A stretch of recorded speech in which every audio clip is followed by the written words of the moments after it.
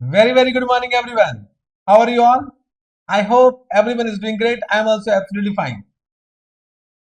Today, I am going to commence a new batch for CA Inter Advanced Accounting paper, and this will be a regular batch. Let me first give you some details about this particular batch. Already, I have said this will be a regular batch. When I say regular batch, it means it will be detailed batch covering all the concepts as well as all the questions of ICAI resource.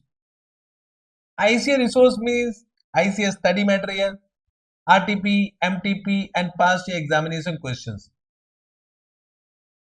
However, will not deviate from examination point of view.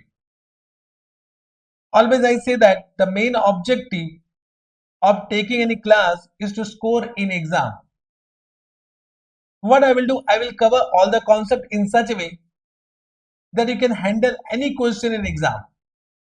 And also will cover all the questions of ICAI resource so that you have an idea what type of question will come in, what type of question can be asked by ICAI. Correct? So it will be a concept oriented plus exam oriented batch. Okay, sir. Now coming to the applicability of this batch will be applicable for all the upcoming exam. Normally, in advanced accounting paper, there cannot be any amendment. Amendment can be only possible if the syllabus is changed, which is not going to happen. However, some new question might be added because of new RTP, new MTP, and of course, future examination. So any new questions will be provided to you. Don't worry about that. That will be provided by way of additional PDF. And if required, I will create a video for the explanation of that particular questions. So don't worry about the additional questions or new questions which may be added by ICAI in future. That will be provided to you. Already I have informed you that entire syllabus as per ICAI requirement will be covered. As per duration of this batch is concerned, the duration will be approximately 175 hours. We will try to complete the entire batch in 175 hours. Normally one lectures will be of 2 hours or 2.5 hours, not more than that. Okay. The medium of this particular batch will be only English language. All the explanation, all the discussion will be done in English language only. If you want to take my classes in Hindi language, so for that already a recording has been done recently. You can buy my Hindi lectures from my website, but this batch will be completely in English language. Okay, sir. Now, as per the books are concerned, so I'll provide you two set of books. One will be our AS Saransh book, means Accounting Standard Saransh book, which is nothing but a concept book.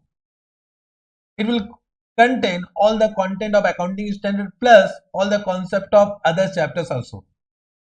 This AS Saransh book has been designed in such a way that you can revise the entire syllabus just before exam. So this will help you for revision purpose. Correct.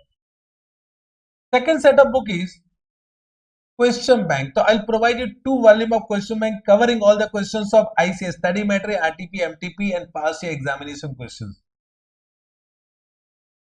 Both question bank and AS Saransh book is actually in color format, which will of course help you to get interest in reading the book. So especially designed in color format. Okay, sir. With this, I will also provide you soft copy of multiple choice question case scenario. Normally in exam, multiple choice question will come in case scenario format, and that can be practiced only after completion of entire syllabus, because one case scenario will cover many multiple choice questions from different chapters, so which you can revise, which you can practice only after completion of syllabus. Chapter wise MCQ is already incorporated in question bank. Means every chapter in question bank will contain multiple choice question, but case scenario MCQ will be given in a separate PDF. Correct. Why I am providing the soft copy of MCQs? Just try to understand. I am not giving you the hard book of MCQs. There is two reasons for that. First, these MCQs can be revised only after completion of entire syllabus. Second, it is quite possible once you are ready for exam, there might be some new case scenario given by ICAI. So this PDF will be updated and you can download it. You can download the updated MCQs for your revision purpose. This is the only reason why I am not providing the hard book of multiple choice question. It is not required also. You can download whenever you are ready. Practice all the MCQs from that soft copy. Okay, sir. I hope you have understood about books. Then, what about doubts, sir? So, how you will handle our doubt? Don't worry. We'll provide you a dedicated WhatsApp group in which you can ask a number of questions. Any doubt which is coming in your mind, put your doubt in that particular group. I will answer that as soon as possible. But suppose if you want to connect me in the call for any purpose, in that group you can message me. I'll give you the time. At that time you can connect with me. Okay, sir. As per the test is concerned, I will conduct 5 chapter wise tests. However, I just want to inform you that I have divided the entire syllabus into 5 parts. Once the first part will be completed, I'll conduct tests for that part. Then second part once completed, I will conduct the test of second part and so on. So I will try to conduct 5 tests chapter wise and then 1 grand mock test always I conduct just before exam. Solution for that particular test will be provided to you. You can do the self-assessment. Okay, sir. Yes, sir. Chalega. Now coming to target. I always believe that whenever we start a new journey, we should fix our target. Whenever we have a target, whenever we goal, we work as per that target. We put our effort as per that target. And target should be always at highest level. Got this point? So right now we are starting our new journey for advanced accounting paper. So we should think about target, what target we should achieve. If you will not think about, you will not put the effort which is actually required. Just try to understand. If you see, ICAI requirement is that if you score 40 marks, you are passed. But for aggregate, you need to score 50. And if you score 60, you get exemption. Normally, in the examination, 60 is a very good marks. And 50 is also very good marks. But anything below 50 is not acceptable. In CA examination, in any paper, anything below 50 is not acceptable because then you will find difficulty in aggregate. Therefore, our target should be whether, from your point of view, you might be thinking that target should be 50 or 60. No, target should not be 50 or 60. Target should be at highest level. So from my point of view, target should be 90 plus. When you target 90 plus, then only you think about 90. And then only you will put the effort to score 90. Just try to understand, if you think about only 50, it means your effort will become 50%. And once your effort will become 50%, you will not be able to achieve 50 marks also. Got this point? So your target should be 90 plus in advanced accounting paper, which is practically possible also. But if you will not think about 90%, you will not be able to achieve 90%. Got this point? Got this point? So somewhere write down that in advanced accounting paper, you are here to score 90 plus. When you think about 90 plus, believe me, you can easily score 70 or more than 70. That I just want to inform you. Okay, sir. But 90 plus, of course, it is possible. But anything is possible with some rule. You need to follow some rule for that. If you want 90 plus, you need to follow some rule. What is the rule, sir? Rule is what? That you need to be regular in your studies. Not only in advanced accounting paper, in every paper. When I say regular, what does it mean? Just try to understand. Right now I have said that the course will be of 175 hours.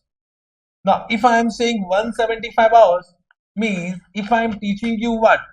2.5 hours every day, it means how many lectures? It will be divided by 2.5. It means in 70 lectures, you will be able to complete the entire syllabus.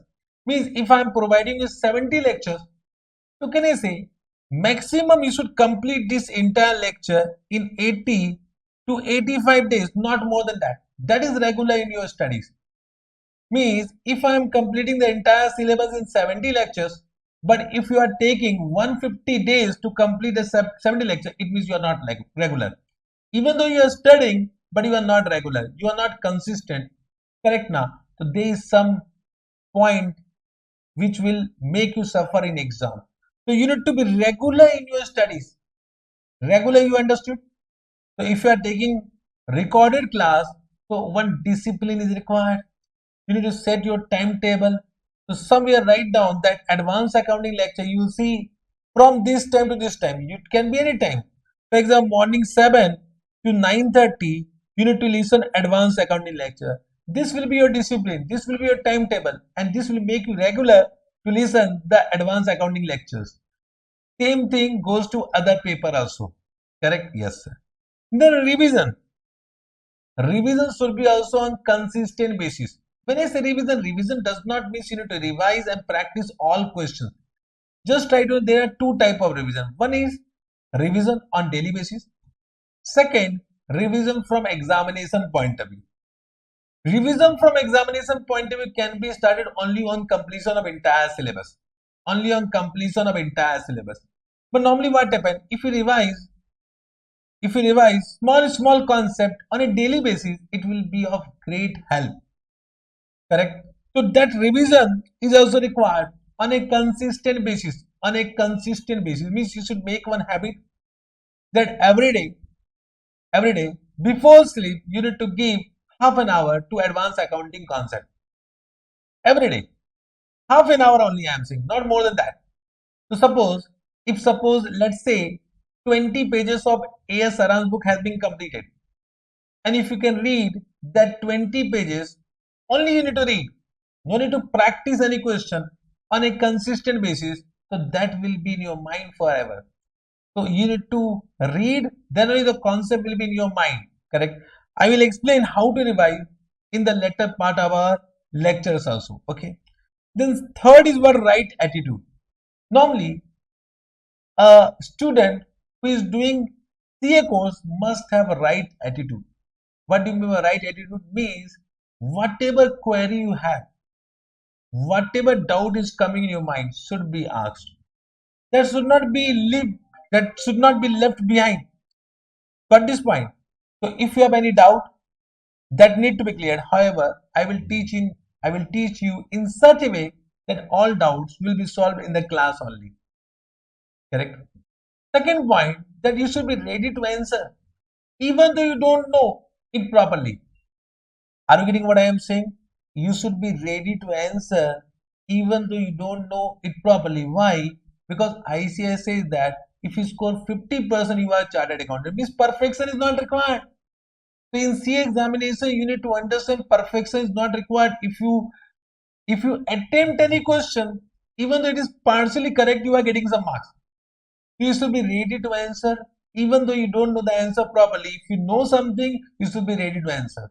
That is the right attitude. You should not skip. You should not skip the solution if you know it partially. Are you getting? That is right attitude. That's you should build this type of characteristics in you.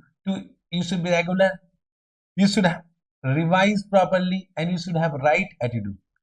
What you should not do, I will say, avoid negative people. These peoples are dangerous in our life. Normally, in CA course, you'll find most of the people will say negative about CA. Most of the people will say negative about CA, and out of that, I will say maximum people will be those people who have never done chartered accountants course. Correct now? Just see, anyone who have never thought of writing CA foundation exam will say negative about CA. Correct. Second type of people are those who are not able to become CA. They will say negative about CA. I will say avoid them. you are going to become CA. Avoid negative people who say negative about ICI, who say negative about CA course. Avoid them. Correct. Avoid social media if it is not required. Correct. Means I will say unnecessary social media.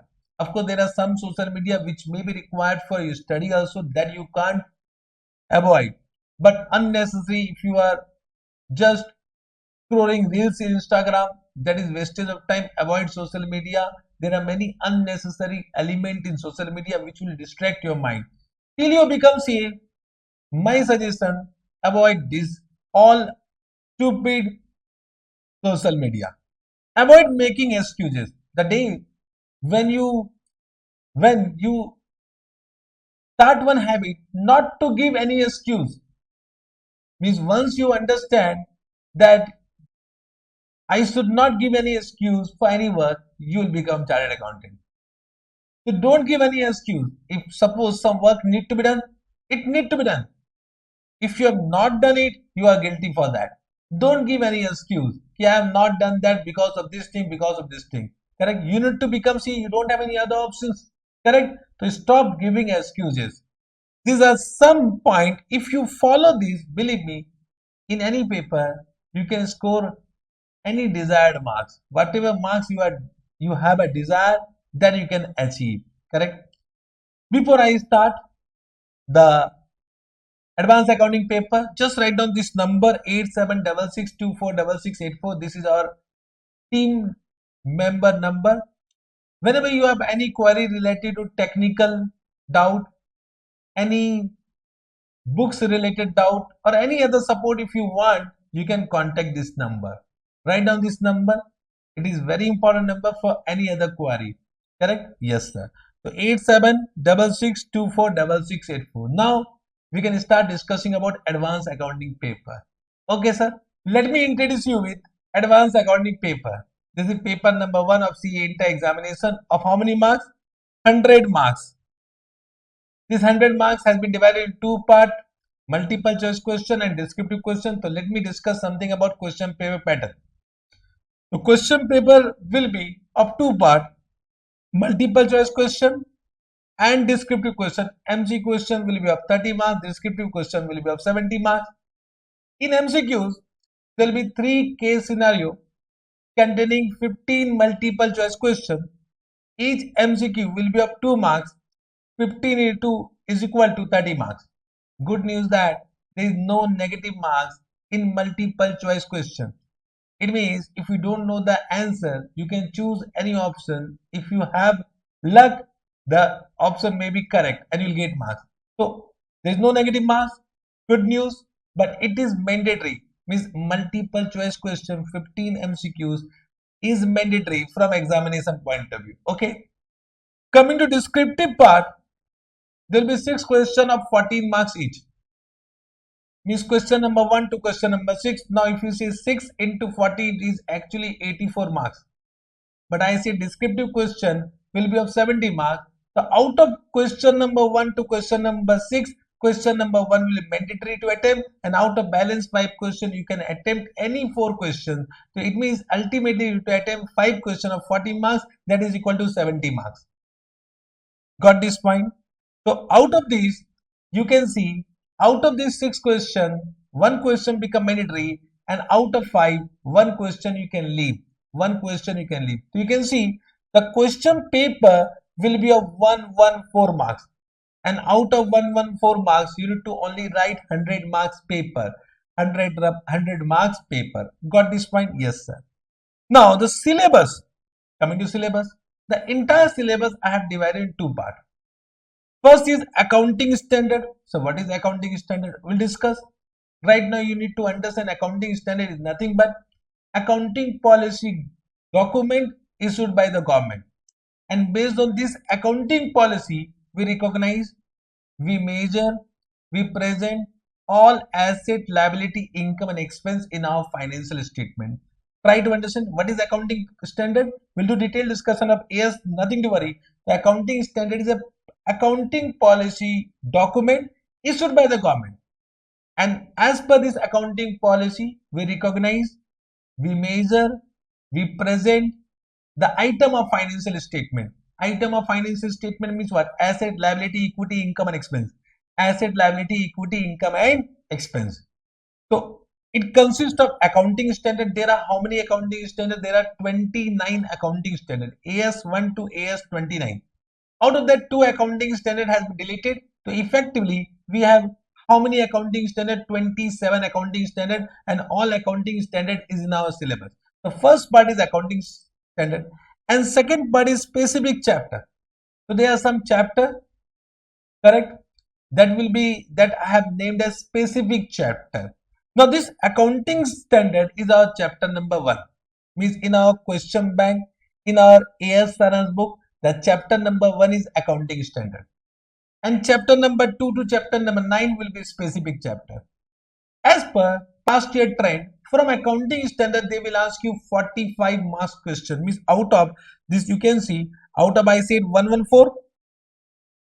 I have said now the question paper will be of 114 marks. Out of this 114, this accounting standard will have 45 marks. Out of this 45, 20 marks will be multiple choice question and 25 marks will be descriptive question. This is as per past year question trend. I will just show you the past year question trend also. From that I have analyzed.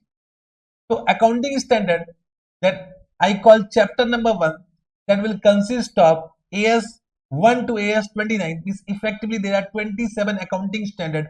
From that 20 marks MCQs and 25 marks descriptive question. But in this accounting standard, AS3,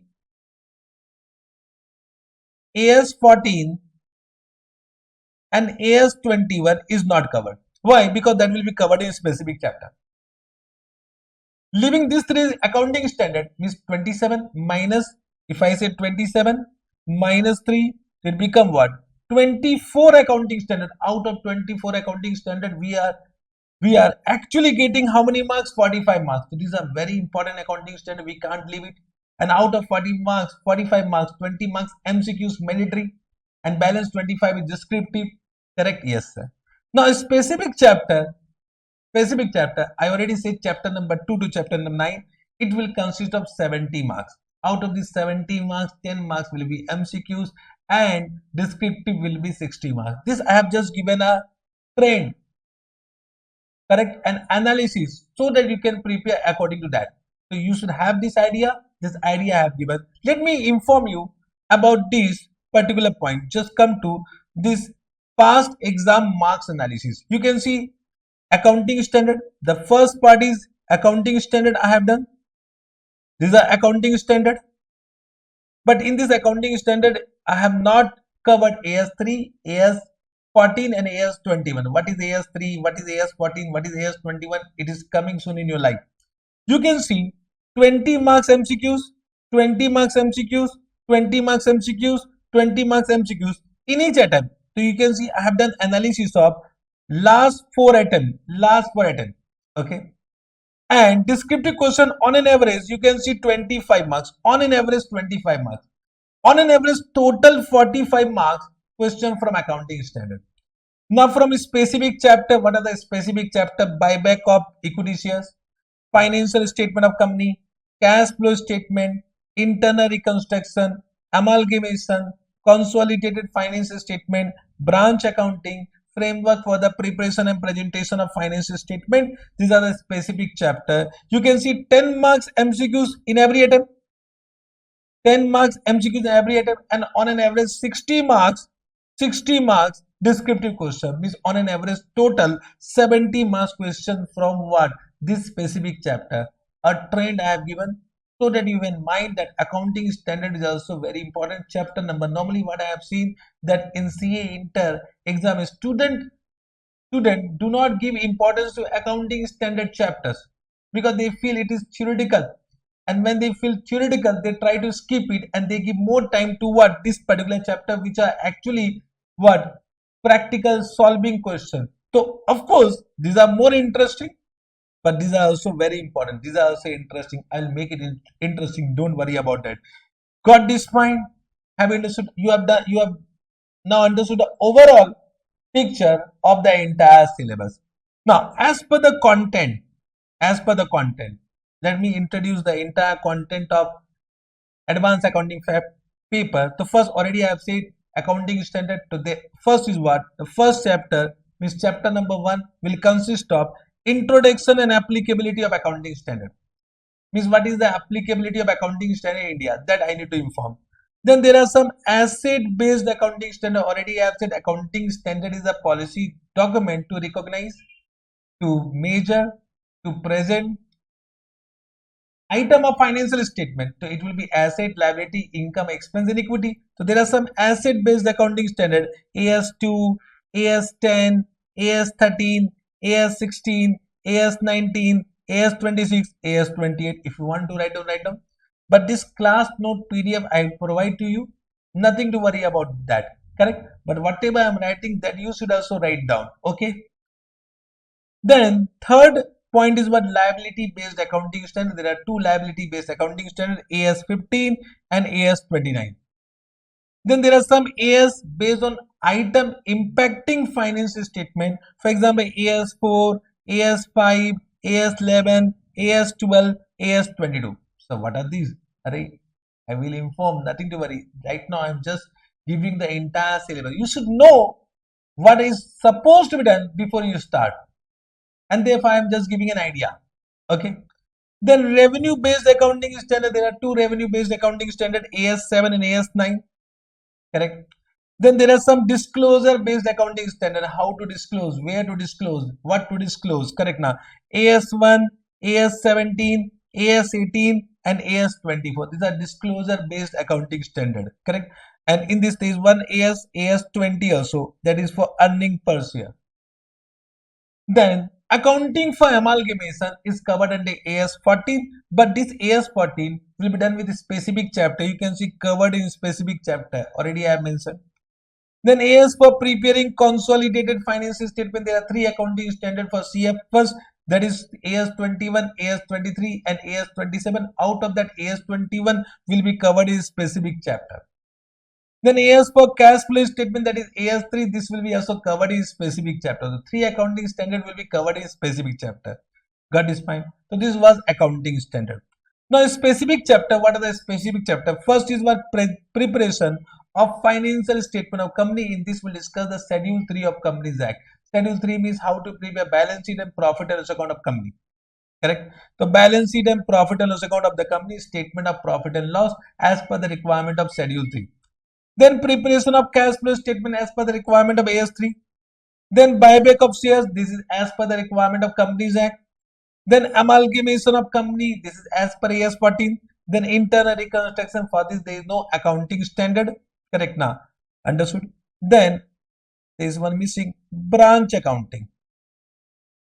Branch accounting. The branch accounting need to be covered. This is also one chapter. Okay? Understood. So this is the entire content of India's, and this is one theoretical chapter also. One is what? Framework for the preparation and presentation of financial statement. This I will take at the end. At the end. So this is the entire syllabus of the entire advanced accounting paper. You can say limited syllabus, accounting standard, and then there are few chapters. Correct. So they are limited syllabus. It means believe me, you can easily revise it from examination point of view. You can easily score what? 90 plus. Target is what? 90 plus. Now coming to CA Inter, when you come to CA Inter, so there are two type of students, and normally difficulty arise from this point of view, from what? Teaching point of view. Means when I am a teacher, so I have two type of student in front of me. One is student who came from CA foundation route, and student who come through direct route. You know direct route? If you have done your graduation, then also you can join CA Inter. And one is through CA foundation route. So when I am saying through CA foundation route, so we can take one assumption that you have done recently the basics of accounting. Means you have knowledge of what? Basics of accounting. That assumption I am taking. Okay. but I know what you know. But recently you have done your CA foundation course, so you are familiar with the basics of accounting, correct? But if you are from direct entry route, means after your class 11 and 12, you have done your graduation first year, then second year, and then third year, correct? Or it might happen that you are right now in your third year, okay? Now I know what you do in this graduation. Normally what happen, you join this BCom or whatever your graduation for degree, but I know and you also know what you do in this 3 year. Normally what happen, this 3 year we don't study. It is quite possible that you have forgotten the basic concepts of accounting, and there as a teacher we find difficulty because we need to handle two type of student. One is from CA foundation route, one is from direct entry route.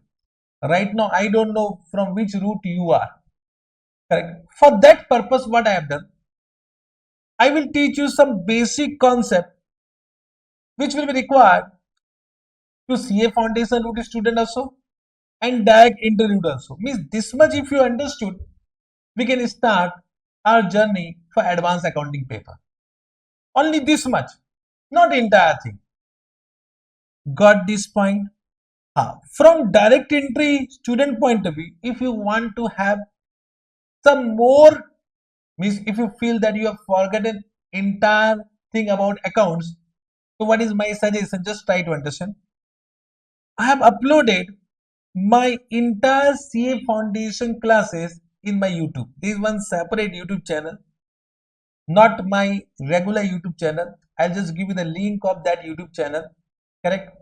Only to upload the entire CA foundation course, because now I don't teach CA foundation, so I have uploaded my entire CA foundation recording in this YouTube channel. So there are actually, I think, from my point of view, there are 70-80 lectures of CA foundation course. You are not supposed to listen 70-80 lectures, believe me. Listen only first 10 lectures. Believe me, if you listen these first 10 lectures, now your all basics will be clear. And we will be ready for what? Accounting. You will be ready for accounting course. So this is thora a problem, I will say, because we have limited time. I can't teach you entire thing. So I will teach you what I think is required for CA inter. But if you think that you require more concept about the basics, which actually we do in CA foundation, just listen first 10 lectures of my CA foundation course, which is already uploaded in YouTube, correct? Link I will provide. You can, whenever you want to listen this CA foundation 10 lectures, just WhatsApp me in WhatsApp group. I'll just provide it with the link. Okay, sir. Now, what are the basic concepts what I want to take before I start the entire advanced accounting paper? First is approach of accounting, means the recording rules. So there are two rules. One is what? Golden rules. One is border rules. We'll discuss this. Then accrual concept, matching concept, conservatism, substance over form, GP margin, accounting for depreciation, accounting for normal and abnormal loss. This I want to discuss before I start CA into advanced accounting paper. I need to listen everything. Even though you are from CA foundation route, correct? You need to also listen because I know what you know. Got this point? So you need to listen this basic concept before I start CA into advanced accounting paper. Let us start with approach of accounting. Let us start without wasting your time. Write down approach of accounting. We are discussing basic concepts.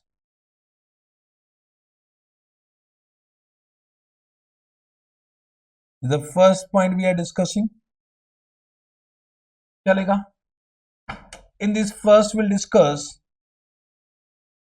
about golden rules of accounting. Now, as per golden rules, accounts are of two types. I will not ask any question, I will only revise. Correct? Now, I know what is required. So just write down whatever I am saying. Accounts are of two types.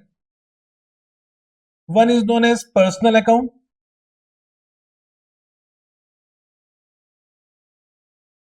Second is known as impersonal account. Impersonal account. Now, first question arises, what is the meaning of accounts? What is the meaning of accounts? Because I am not asking what is the meaning of accounting. Don't say accounting is the process of, I don't want that meaning. What is the meaning of account? In simple word, if I say account means T-shape format in which one side is debit, other side is credit. This is account. So whenever I say account, account means T-shape format.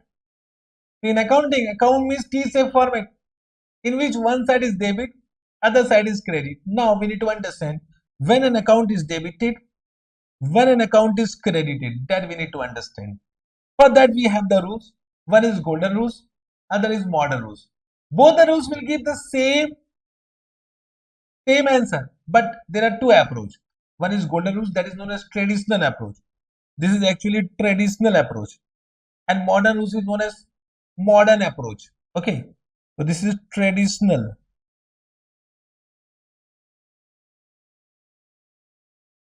approach. And as per golden rules, accounts are two types: personal, impersonal. Now, personal can be either natural person, it can be artificial person, or it can be representative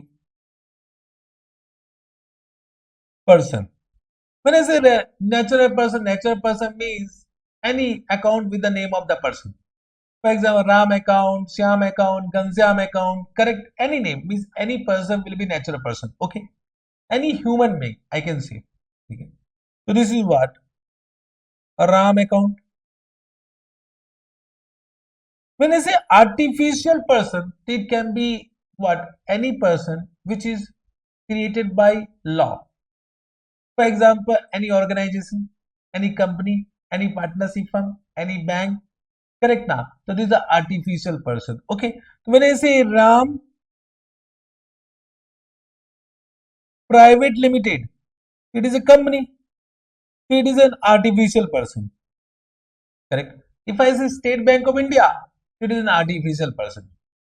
When I say representative person, it means any account which represent a single, a group of natural or artificial person. So any account which represent a single, a group of natural or artificial person, that is known as representative person. For example, when I say capital account, so capital account represent the owner of that proprietorship, that is what representative person. When I say, for example, salary payable account, salary payable account, it is payable to any person, but it can be group of person, there can be many employee. The salary payable, it is payable to many employee. So we will not write down the name of the employee account. It will be, can I say, it will take a lot of time. Suppose in Reliance Industry Limited, there are 1 lakh employee. So can you open individual 1 lakh account? It is practically impossible. Therefore, we'll open only one account which will represent 1 lakh employee. That is salary payable account. Salary payable account. Similarly, I can say prepaid expense account. Correct. Similarly, if I will say any accrued, yeah, you can say income receivable account, any income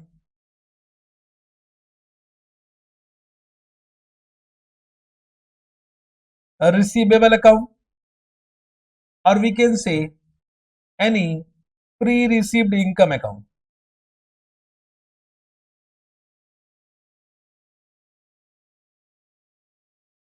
pre-received income account. Correct. These are some example I have given. These are some example I have given of representative personal account. This will represent a single or group of natural or artificial person. Drawing accounts also represent owner. What amount has been drawn by the owner, that is drawing account, that is also representative personal account. Now coming to impersonal account are of two types. One is known as real account,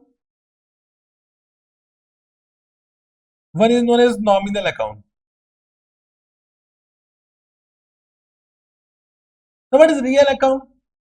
Real account means, I am not asking the rule. Rule you know, but can you say me what is real account? And if you can't say me what is real account, means you have not done conceptually in your CA foundation or wherever you have done. What is the meaning of real account? Say me. Real account means what? All assets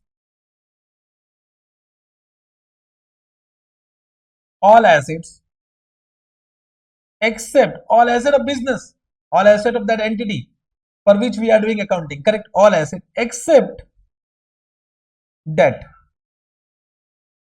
That means receivable. That means receivable.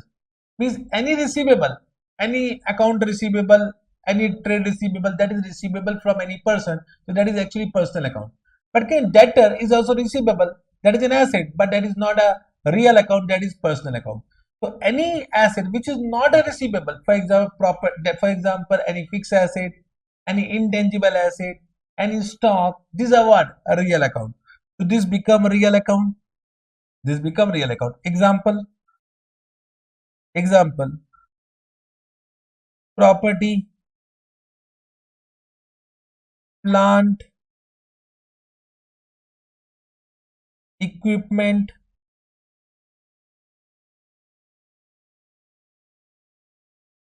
intangible assets, inventory. These are real account. What is nominal account? Nominal account, simple word, I will say all income and expense. Whenever I say all income, income will include gain and expense will include loss. So there is no need to say income and gain, expense or loss. Income include gain, expense include loss. Correct? In Bachman we used to say income or gain, expense or loss. Okay, chalega. But now we'll say all income and expense, because income is a word have a wider meaning. So income include gain, expense include loss. Okay. So all expense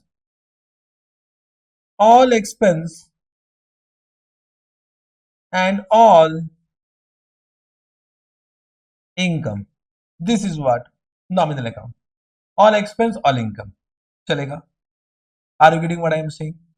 This is what your account. So accounts are of two types. Effectively, it is three types: personal account, a real account, nominal account. A real and nominal are impersonal account. Okay. So anything related to person is personal account. When I say debtor is related to person. Therefore, it is a personal account. It is not a real account, even though real account means asset. So real account means all asset, but except what? Debt. Except debt. Okay. Yes, sir. Now coming to rules. What is the rules? You all know about rules, but because right now I am teaching, so I will also write down. You are writing or not? You need to write down whatever I am writing. This is my good handwriting. You need to write whatever I am writing. Okay? Yes, sir. Written this much? Now write down. Golden. Rules of accounting. What is the rule for personal account? For personal account, when I say personal account means it can be natural, it can be artificial, it can be representative. For all the rules remain same. What is the rule? Debit the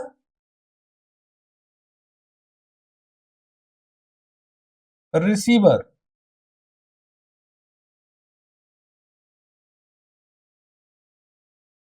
credit the giver. Okay. What is the rule of real account? Debit the debit what comes in, credit what goes out. Okay, I think it is just type a recap. I think now you are trying to recollect whatever you have done in previous classes. Then what? Nominal account. It is debit all expenses,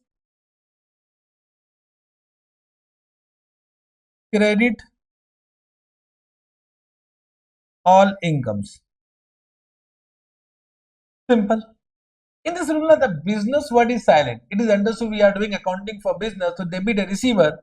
So debit a receiver. It is from what? From business. Business means the entity for which we are doing accounting. Suppose we are doing accounting for Reliance Industry Limited. It is debit a receiver from Reliance Industry Limited. Credit a giver to what? That business. Debit what comes in. Business. Credit what goes out from business comes into business. Debit all expenses of business. Credit all income of business. So we do accounting for business. And this business can be in the form of proprietorship, partnership or company. Correct now? So that is the form of business. But we do accounting for business. It can be in the form of proprietorship.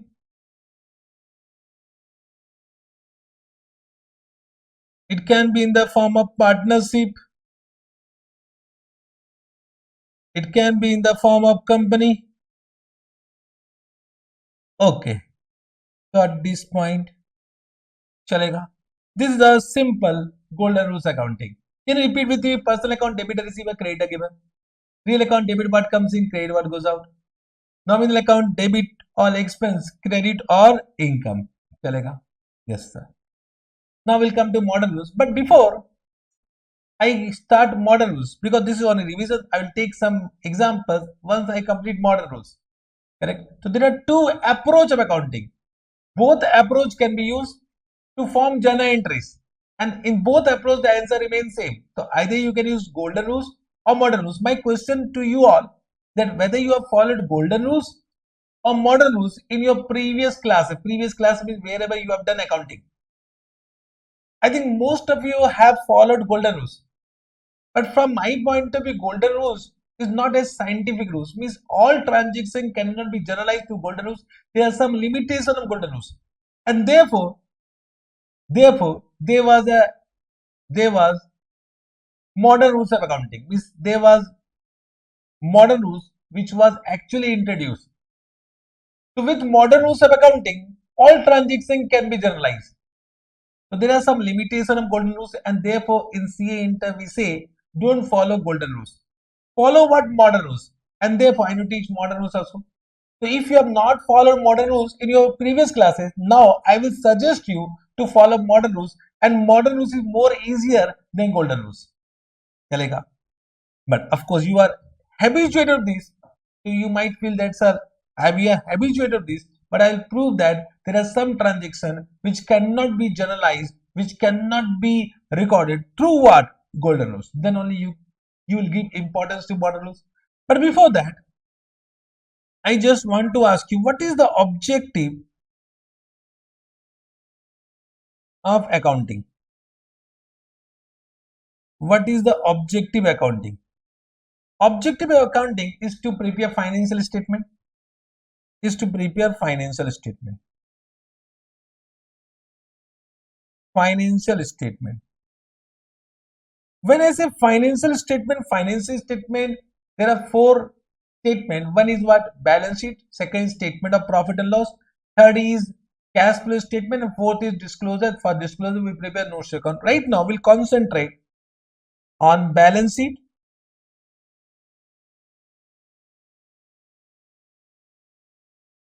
and profit and loss account. When I say balance sheet, in balance sheet, we write what? We write on asset this side, and this side what we write? This side what we write? If you are saying liability, it is not at all correct. We write down equity and liability, because equities are actually not liabilities. We write down equity, you can say capital. So equity plus liability we write down. So this is the balance sheet. So in balance sheet there are three elements: equity, liability and asset. Equity is nothing but capital. Equity is nothing but capital. The correct term is equity. Therefore I am writing equity. Equity, liability and asset. And point number B,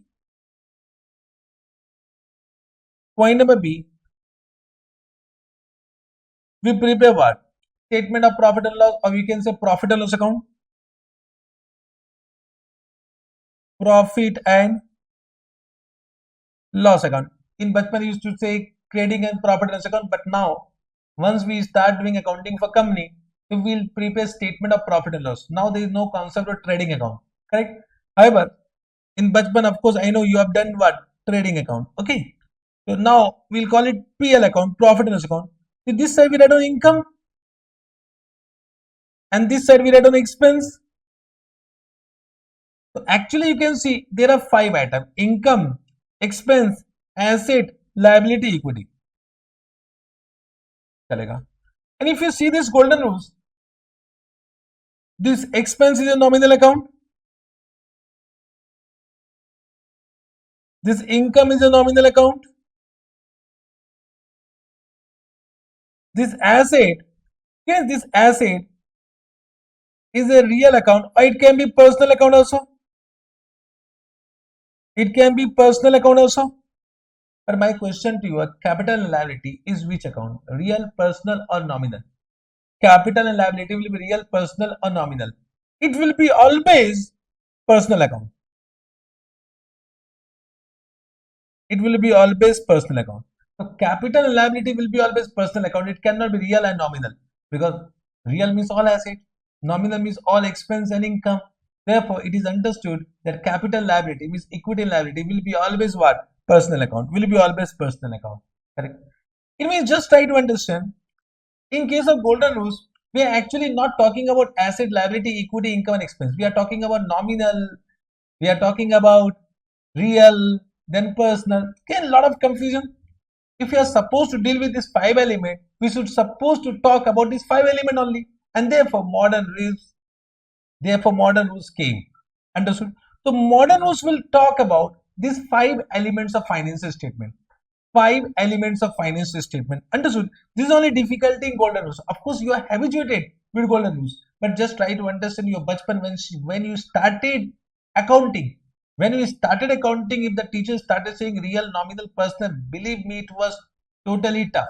Now, because 2 year, 3 year, 4 year down the line, you have done a lot of accounting, so you are habituated of these golden rules. But from my point of view, can you see, if you are not supposed to discuss about this nominal account, real account, personal account in your balance sheet and SOP, so why we are discussing about directly? We can discuss about asset, liability, equity, income and expense, because in accounting these are only 5 elements which are supposed to be recorded. Are you able to understand? Chalega. So we'll start now. This was point number A, then point number B. Modern rules of accounting.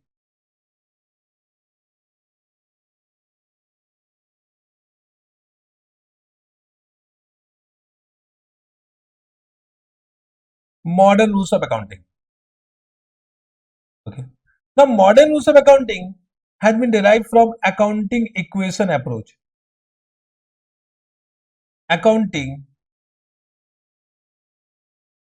equation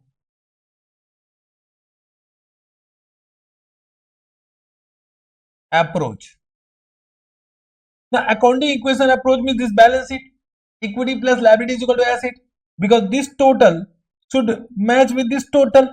So, accounting equation has been derived from balance sheet, and the accounting equation said equity plus liability is equal to asset. So, what is our accounting equation? Equity plus liability is equal to assets. And when I say equity, equity is nothing but capital plus profit. You know that this income and expense, if the income is more than expense, then there will be profit. If income is less than expense, there is a loss. So of course, we'll think about profit. Why we'll think about loss? Because the balancing figure of this will be profit, and this profit is transferred to what? Capital, and that capital will become equity. It means, can I say equity means what? Capital plus profit. I'm writing plus profit. It can be minus loss also.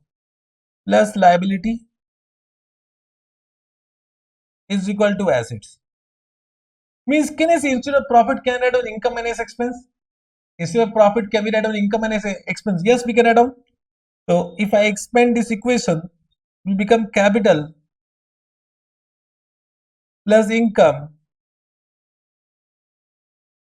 minus expense, correct, plus liability is equal to asset. Now I think if in the equation minus is transferred to other side, it will become plus. So we will transfer this expense to this side. So what will be the equation now? It will be capital plus income plus liability is equal to asset plus expense. And if you know about trial balance, if you remember trial balance may, can I say this asset and expense will always have debit balance, and this capital income liability will always have credit balance. This is the only rule. Income, capital, liability cannot have debit balance. It will always have credit balance. And similarly, asset and expense cannot have credit balance. It will be always have debit balance. This is the general rule. This is only accounting, and from this the rule came for these. For capital income liability, any increase will be credited, any decrease will be debited. And for this, what is the rule? Any increase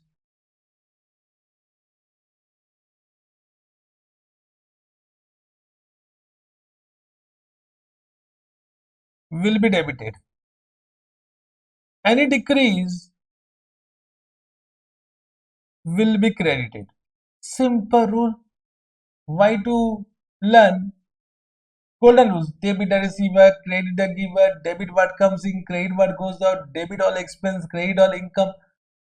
Now you know, but can I say it was difficult at that point of time? This was very simple. If you know the 5 elements of account, asset and expense, increase will debit it, decrease will credit it. It is just like mathematics. If if asset and expense increase, you need to plus it, and decrease then minus it. So increase will debit it and decrease will credit it. Similarly, capital, liability, income, increase will be credited, decrease will debit it. This is the finest rule, I will say.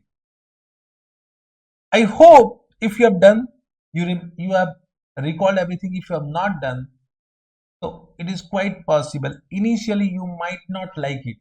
Initially, but this is only the rules which we are going to follow in our CA inter. So in CA inter, will follow this. So even though you are not liking it, you need to like it. Correct? Why you are not liking it? Because you are habituated of this rule.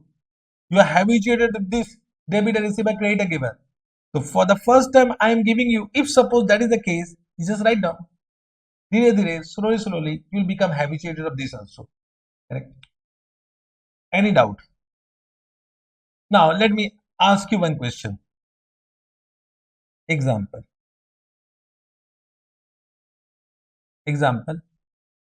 बताओ.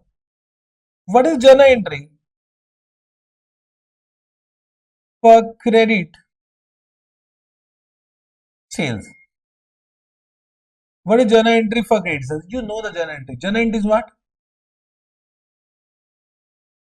Debtor account debit to sales. Means why you have debited and why you have credited. We don't write credit. I'm just writing for your understanding. Sales is credited.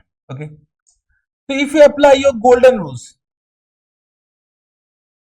correct. So here debtor is receiver or giver. So of course, can I say debtor is receiver from business? they have received goods. Correct now? They have received goods.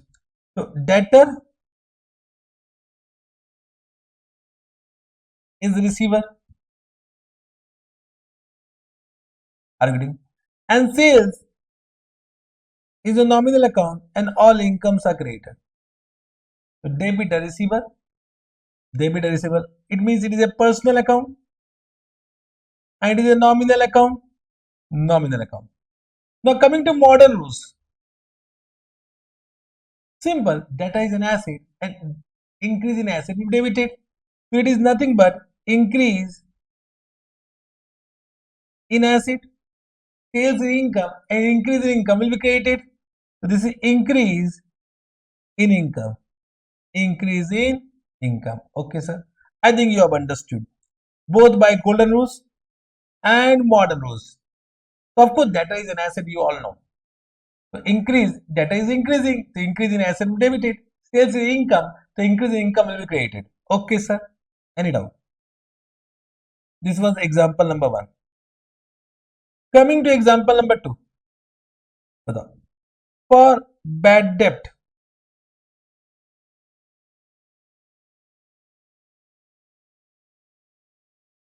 for bad debt.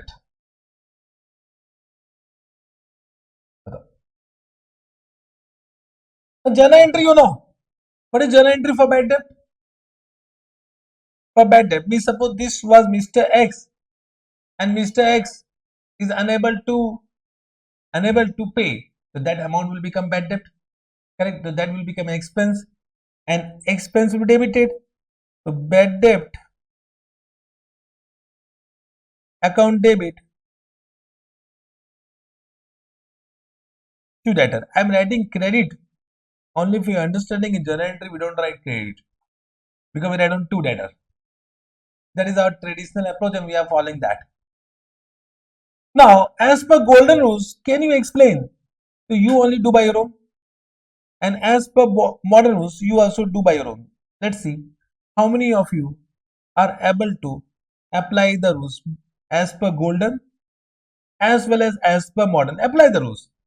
Correct. Why bad debt is debited? Why debtor is created?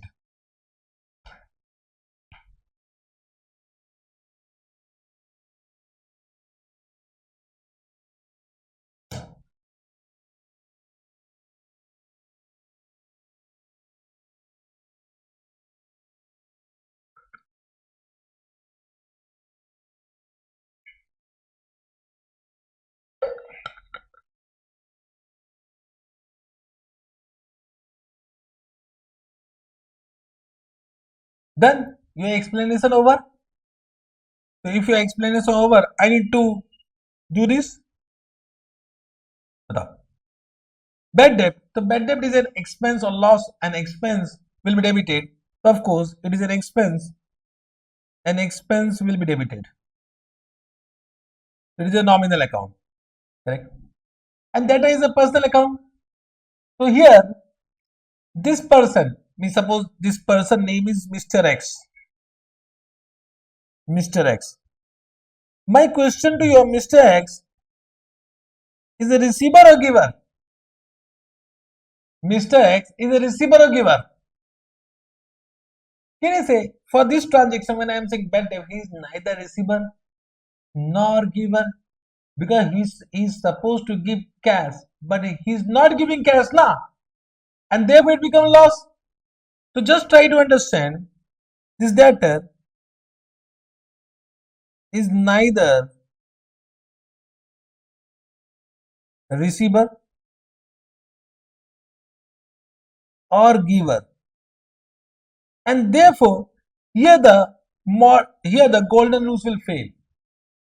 Now of course you have done the journal entry. I don't know what your faculty has taught, what explanation they have given, I don't know. But if I am saying to debtor, so he is not a giver, not debitor, receiver, credit the giver. If you are crediting to this debtor, this Mr. X must be a giver, but he is not actually giving anything, and therefore it is resulting bad debt. So why we are crediting?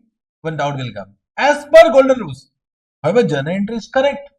But can I say here, actually golden rules failed, golden rules failed. Now apply modern rules. So bad debt means expense. Increase in expense will be debited. So it is increase in expense. And asset, because the amount is not collected, that asset will decrease and decrease in asset will be credited. You can see we can apply modern rules easily. So which is most superior from accounting point of view, that is modern rules. That only I just want to say. All the transaction can be recorded through modern rules, but there are some limitations and we can't record all the transaction through what golden rules. That only I just want to inform you. And therefore what I am saying that in CA inter classes for all the chapters will use what modern rules, will not use golden rules. Okay, and believe me, it is quite possible right now you are habituated with the golden rules because in your previous classes you have done all the transaction, you have recorded all the transaction to golden rules and you have never used modern rules. Quite possible if you have used modern rules, happy.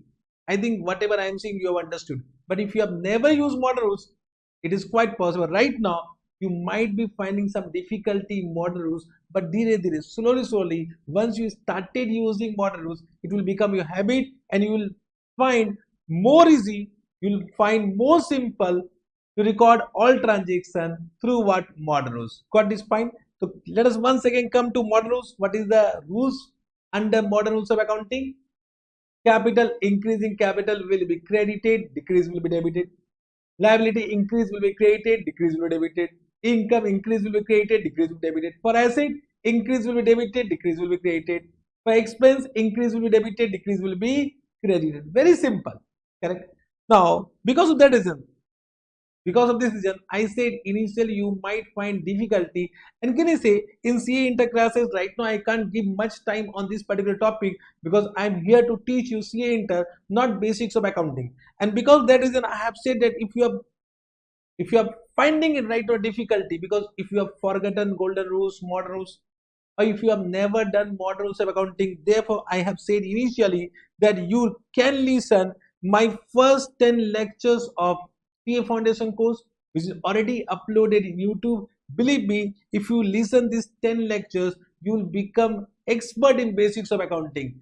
Expert, I am saying in basic accounting. To do listen these classes because I can't give more time in this particular topic, correct? So I have taken some topic which I find it is very important for CA inter classes.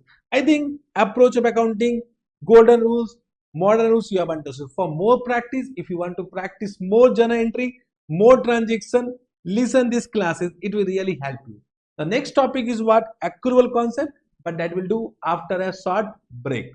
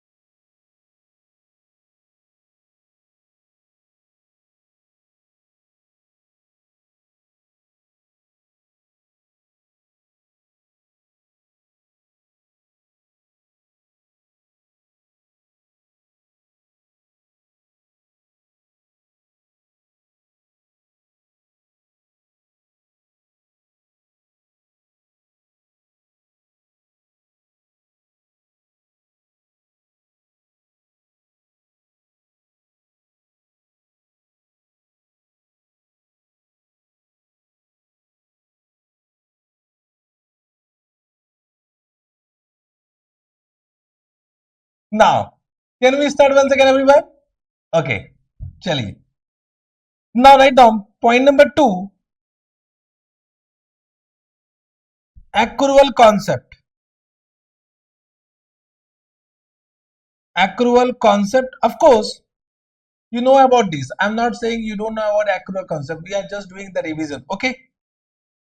Accrual concept. So what do you mean by accrual concept? First write down. As per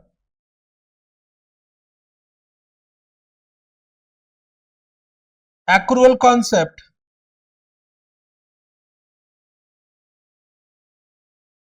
point number A, income will be recognized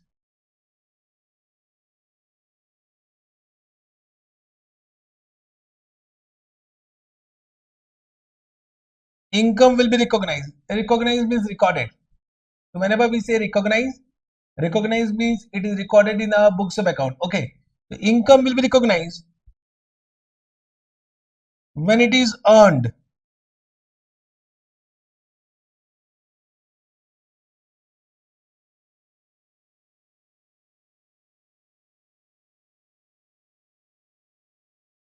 When it is earned, whether received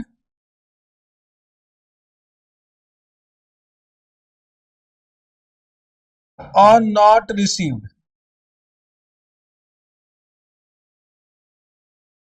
It means any income will be recognized whether received or not received if it is earned for that particular accounting year. We do accounting when income is earned. This is the keyword. Similarly, write down point number B. Point number B. Expense will be recognized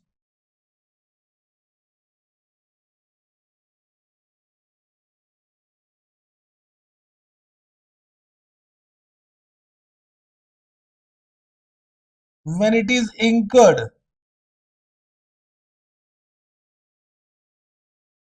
Whether paid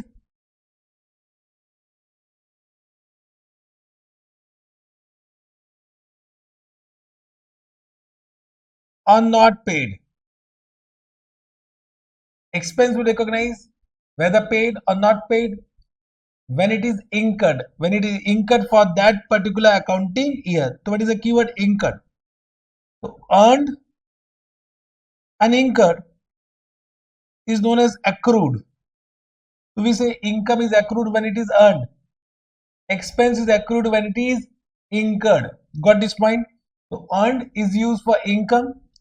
Incurred is used for expense. Got this point? Now you all know about, I think so, you all know about expense outstanding, prepaid expense, income received in advance, means pre-received income, and income receivable. These all are because of which concept? Accrual concept. Correct? So whatever you have done till now about prepaid expense, expense outstanding, that is actually based on accrual concept. That accounting has been done as per accrual concept. Right? Accounting treatment.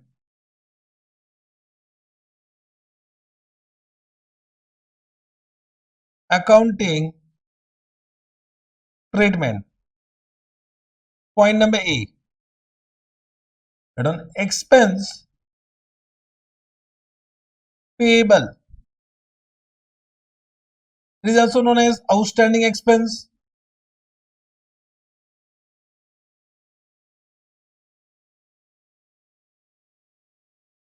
or accrued expense or accrued expense. Chalega. However, the term outstanding expense is not a correct term. When you will become C, you will never use outstanding expense.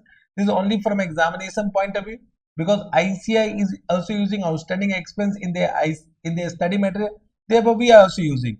But the correct term is expense payable or accrued expense. Okay, sir? Yes, sir. We'll not fight about what is wrong, what is correct from examination point of view. All are correct. Whatever ICAI is using, we can also use. What is journal entry? So expense payable means what? It is incurred but not yet paid. Means expense payable means it is incurred for that year, but not yet paid.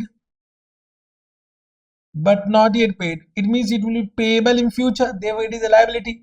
So, expense incurred, it become expense of this year, and because it is not paid, it is a liability. So what will be journal entry? Journal entry will be expense account debit to expense payable. Will apply modern rules. Now, whatever we are doing as per modern rules. The expense, increase in expense will be debited. It is increase in expense, and there is an increase in liability because it is not paid. It is payable in future. So it is increase in liability. Got this point? Chalega. Then next point number B. Then on prepaid expense. Prepaid expense. What do you mean by prepaid expense? Prepaid expense means what? It means expense is paid but not yet incurred. Means this is not incurred for current accounting year. Likho. Paid but not incurred. It means it is paid for next year. It is prepaid expense. So when it is paid for next year, it means it will give benefit in the next year. Therefore, it is an asset for current year. It is an asset for current year. Therefore, prepaid expense will be accounted as an asset in the balance sheet. Okay, sir. What journal entry will do? Normally, what happens whenever the accountant will do initial journal entry, so whenever the payment is done, they will recognize such payment as an expense, and they will say expense account debit to bank, and then we'll do prepaid expense account debit to expense. Got this point? So initially, what our accountant will do, they will pass one journal entry, expense account debit to bank. Correct? Then at year end, we'll do one adjustment entry. This is not an expense of current year because it is not yet incurred, but the payment has been done. Correct? So it will be an asset. To will increase our asset, prepaid expense account debit, and will decrease our expense. Will increase asset. This increase in asset will be debited, and decrease in expense will be credited. Got this point? Modern rules. Are you getting? So this is the initial journal entry. When the payment is done, our accountant will pass this journal entry, and this is known as adjustment entry. So adjustment entry we do at the end. I hope you remember the trial balance given with the adjustment, and then we used to pass this journal entry. Prepaid expense to expense means increase in asset. Prepaid expense will be shown in the balance sheet, and we reduce expense in SOPL in PL account. Got this point? Have you understood? However, if your accountant knows everything, then we can pass one journal entry initially, prepaid expense account debit to cash or bank. So you can do that journal entry also. If you are expert enough, then there is no need to do expense account debit to bank. Initially, you do prepaid expense account debit to cash or bank. But this journal entry I am doing from examination point of view. So normally, we do prepaid expense adjustment entry, prepaid expense account debit to expense on the understanding that it is already debited to expense account. Okay, sir. Have you understood point number B? Any doubt? Then point number C, write down. Income receivable,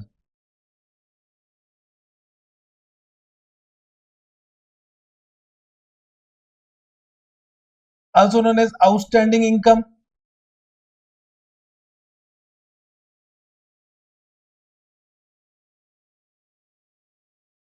or accrued income.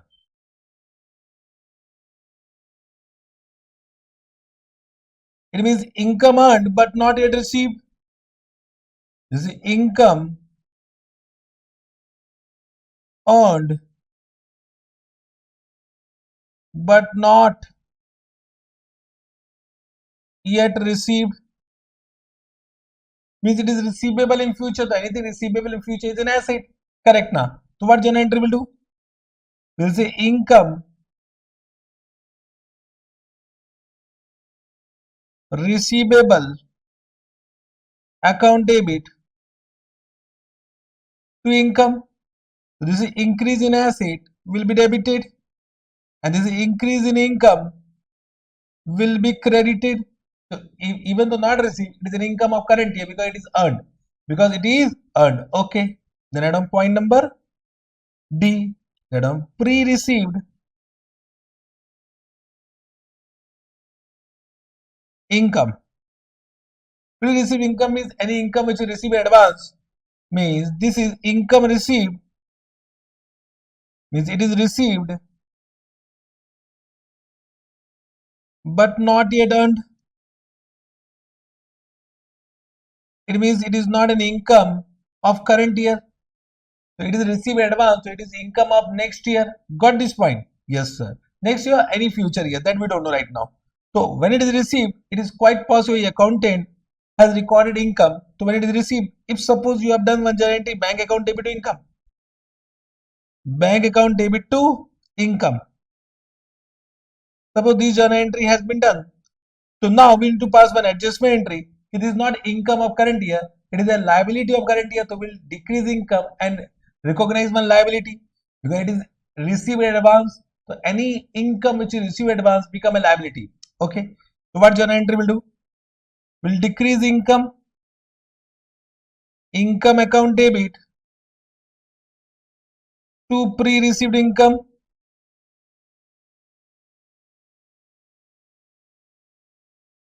Pre-received income. Got this point? So this is decreasing income. So any decrease in income will be debited.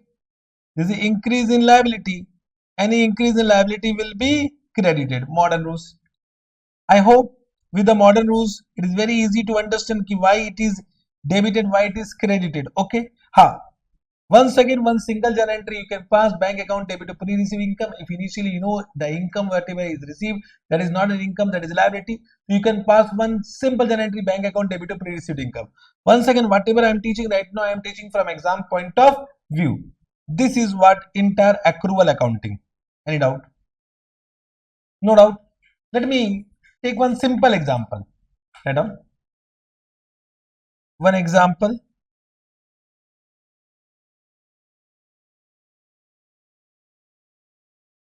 For the year, for the year 2024-25. For the year 2024-25. Right on.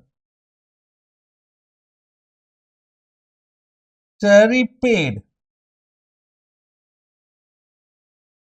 during the year, it is given 2 lakh.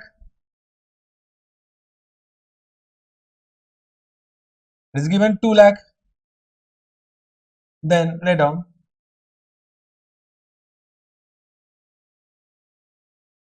salary payable as at 1/4/2024, means at the beginning of the year. It is 5,000.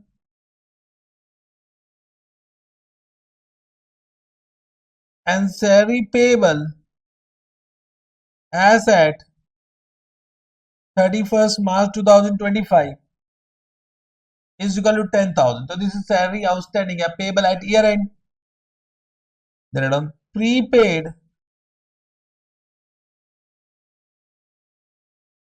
salary as at 1/4/2024, means at the beginning it is 20,000.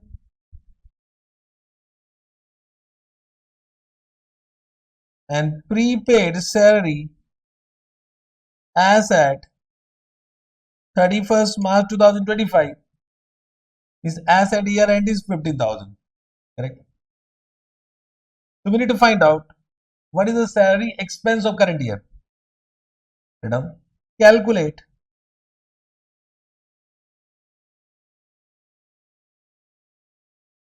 salary expense of 24-25. Means one thing is clear that whatever is paid is not an expense of current year. So what is incurred, that is an expense of current year. We need to find out what is incurred, how much salary is incurred for 2024-25, even though it is not paid. That become what? Our expense. So that we need to find out. For that, of course, you know plus minus. I'm not teaching you plus minus because now we need to understand account. So it means actually we need to prepare three accounts. We need to prepare three accounts. One is salary payable account.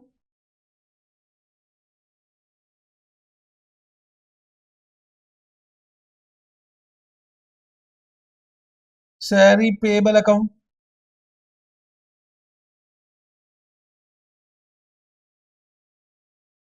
One by one, each account I'm explaining. Okay. Salary payable account.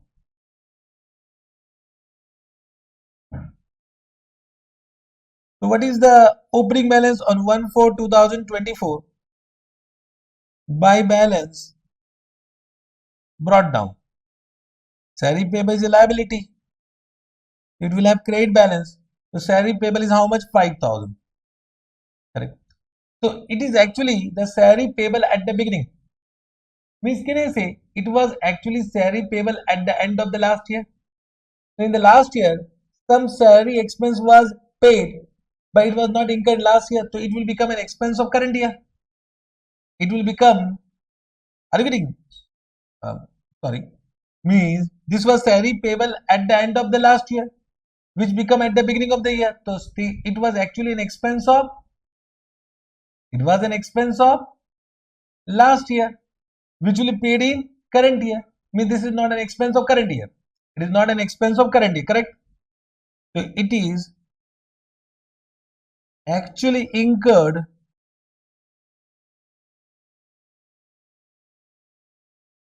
in last year, but paid in current year. Can I say in this way? So it is not an expense of, it is not an expense of current year. So what generate will do? Will just reduce the liability and will reduce the expense also. So what we'll do? We'll do salary payable account debit to salary account. Salary payable account debit to salary account. So we'll transfer this to immediately at the beginning. We'll transfer it to salary account.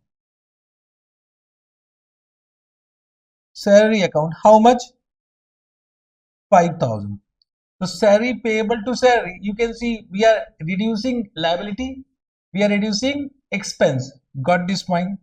Then what is the salary payable at the year end? So salary payable at year end is 10,000. So it is actually an expense which is incurred in current year but not yet paid to. Will pass one journal entry salary account debit to salary payable. So salary account debit to salary payable on 31st March 2024. We'll say by salary account 10,000. So on 31st March 2024, this will become closing balance. To balance carried down. To balance carried down 10,000. Understood? This is salary payable account. It means just try to understand. This is your opening salary payable. This is your closing salary payable.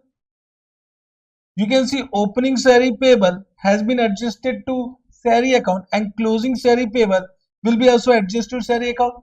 This will be added to salary and this will be deducted from salary. That is only I want to say. Got this point? So any expense payable at year end, that is an expense of current year.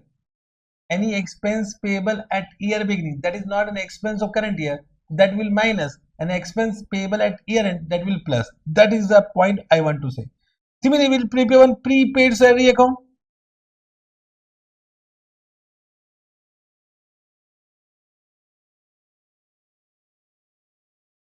Prepaid salary account.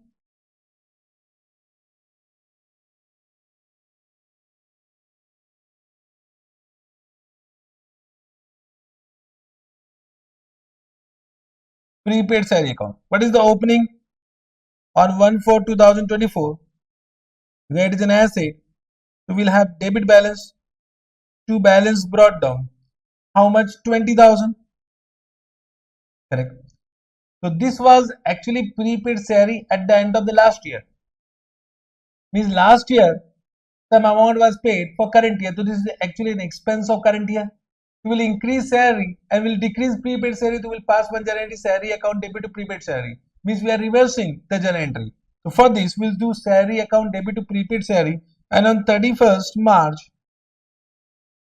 2024, we'll write down buy salary. How much? 20,000. Then what is the salary prepaid at year end? 15,000. For that, we'll pass 1 January prepaid salary to salary. We'll decrease salary. The prepaid salary to salary. How much? 25,000. And this will become the closing balance on 31st March 2025. This is 1/4. Madam, buy balance carried down 25,000. Normally, we don't prepare this to account in our exam. This is only I have given to explain you. Yes, we need to prepare salary payable and prepaid salary account. In exam, we'll prepare only one account, that is salary account. Just try to understand what we'll do. In salary account, what we'll do?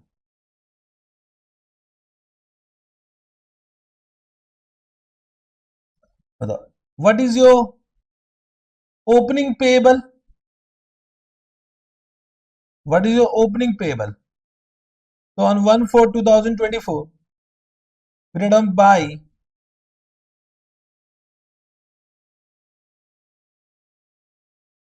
salary payable.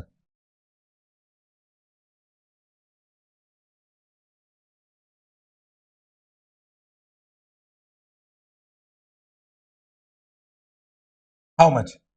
What was your opening payable? 5,000. What is your closing payable?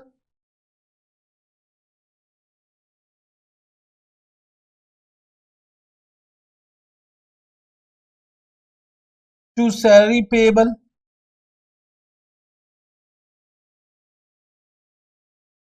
How much? That is 10,000. Understood? So for this, what journal entry we have done? For this, what journal entry we have done? Batao. Are you getting what I am saying? So for opening payable, what journal entry we have done? Salary payable account debit to salary. So salary got reduced, expense got reduced. And for this, what journal entry we have done? Salary account debit to salary payable. So your expense increases. Are you able to understand? Yes, sir. Similarly, for opening prepaid, we write down in the debit side to prepaid salary. What is the amount? 20,000. And 31st March 2025, closing prepaid. Write down prepaid salary. How much? 15,000. For opening prepaid, what journal entry will do? What journal entry we have done? Salary account debit to prepaid. So opening prepaid was the expense of current year, therefore we have increased the salary. But closing prepaid is not an expense of current year because it has been prepaid for the next year. We have decreased the salary. This is only accrual concept. Then how much expense has been paid? So how much has been paid?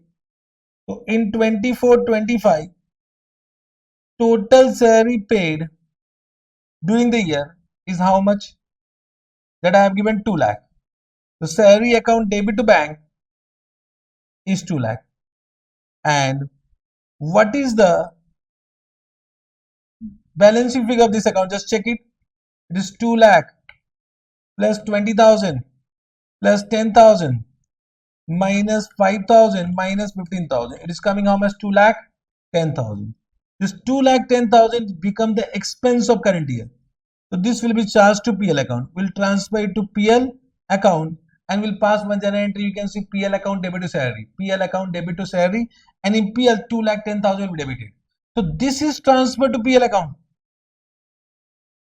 This is not transferred to PL account. This is not transferred to PL account because that is a payment. We prepare our PL account on accrual basis, not on payment basis. On accrual basis, not on payment basis. That is a concept. Have you understood? Correct. So this will be transferred to SOPL. SOPL means statement of profit and loss. Okay, sir. Chalega. However, this you can also do in this way. His salary paid is how much? 2 lakh. In this you'll do plus salary payable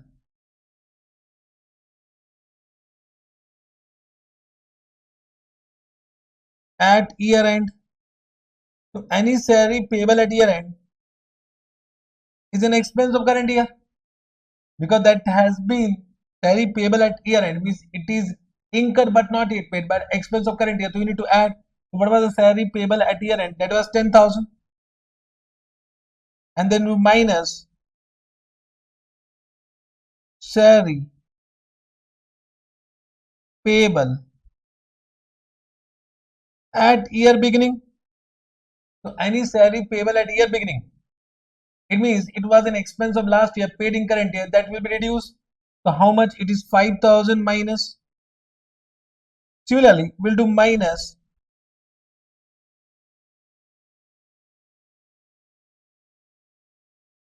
prepaid salary at year end.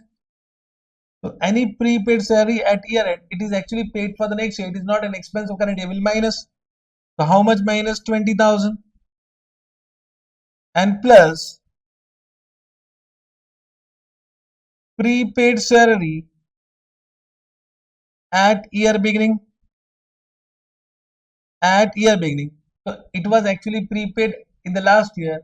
So it was paid in last year, but for current year, it is an expense of current year. Therefore, add. So 15,000 add. So what is the total? What will do? 2 lakh plus 10,000 minus 5,000 minus 20,000 plus 15,000. It is coming how much?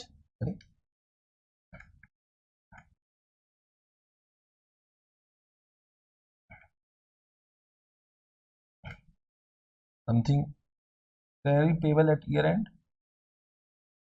Achha, this I have written wrong. This is 15, this is 20. This is minus 15,000 and this is 20,000. Okay. Amount I have written wrong. Coming 2 lakh 10,000. Same thing coming. So this becomes salary expense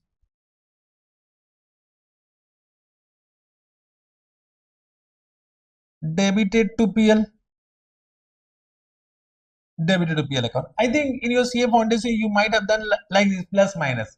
But actually this is the account. In simple word, opening payable means credit balance. This is closing payable. This is opening prepaid. This is closing prepaid. So it become more easy to understand. Plus minus sometimes we are confused. So opening payable will come यहाँ पर. Closing payable will come यहाँ पर. Opening prepaid is asset. Opening asset will come here. Closing asset will come here. Then salary account debit to bank will come here. And then difference will PL account. You can do in account format also or this format, your choice. My objective was to inform you accrual concept. I hope you have understood accrual concept. Have you understood accrual concept?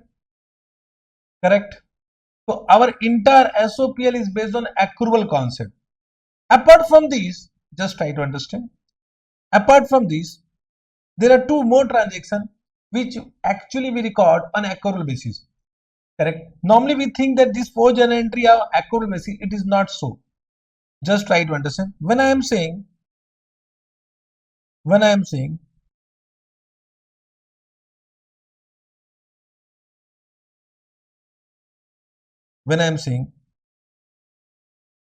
credit purchase,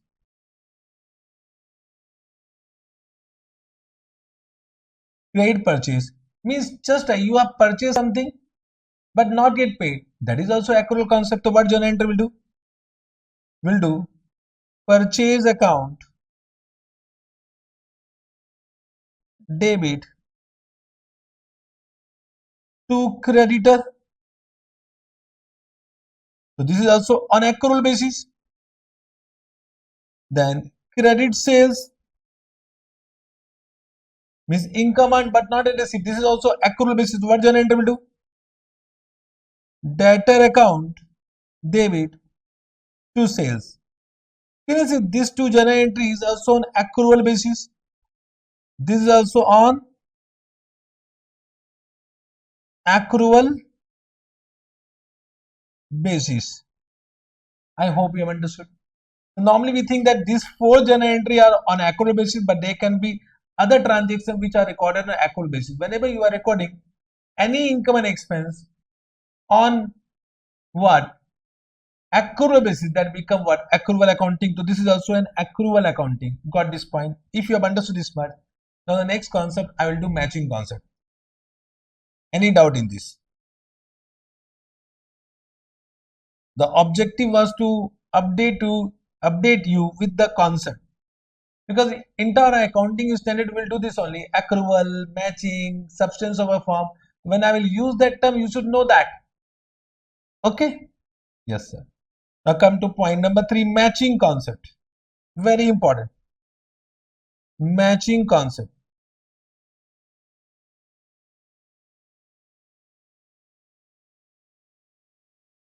What is the meaning of matching concept?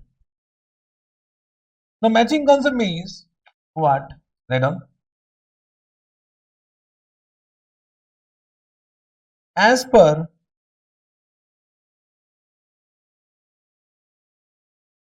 matching concept,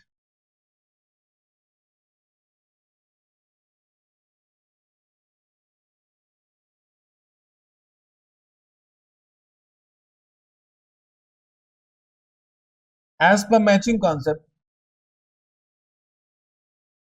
expenditure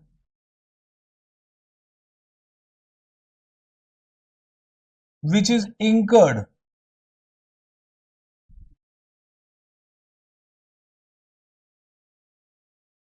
to generate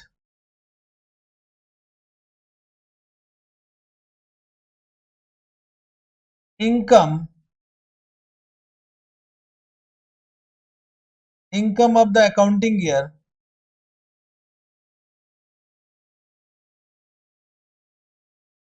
is recognized as an expense. Is recognized as an expense.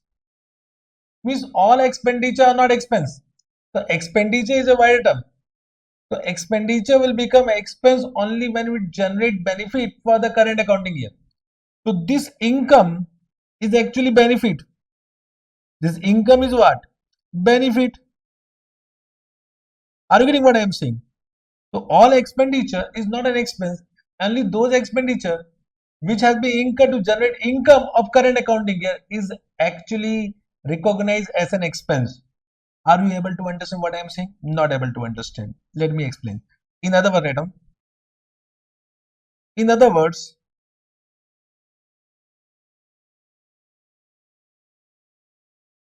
expense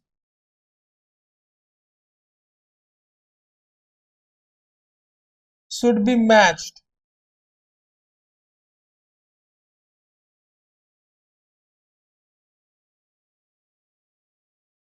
with the income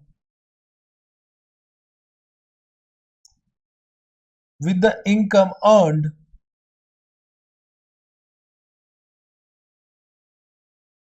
during a year,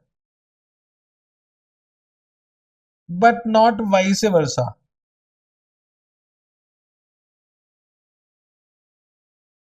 Not vice versa. Means we should always match expense with income, not income with expense.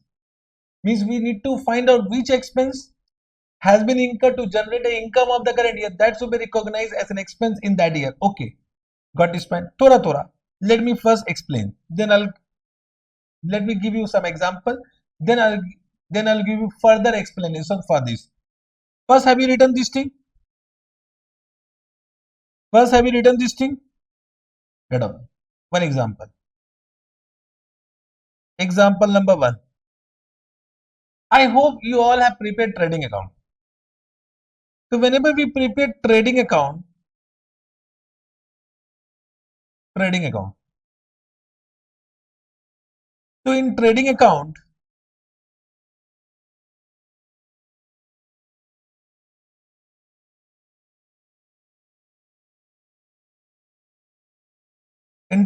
what we write? We write down 2 opening stock.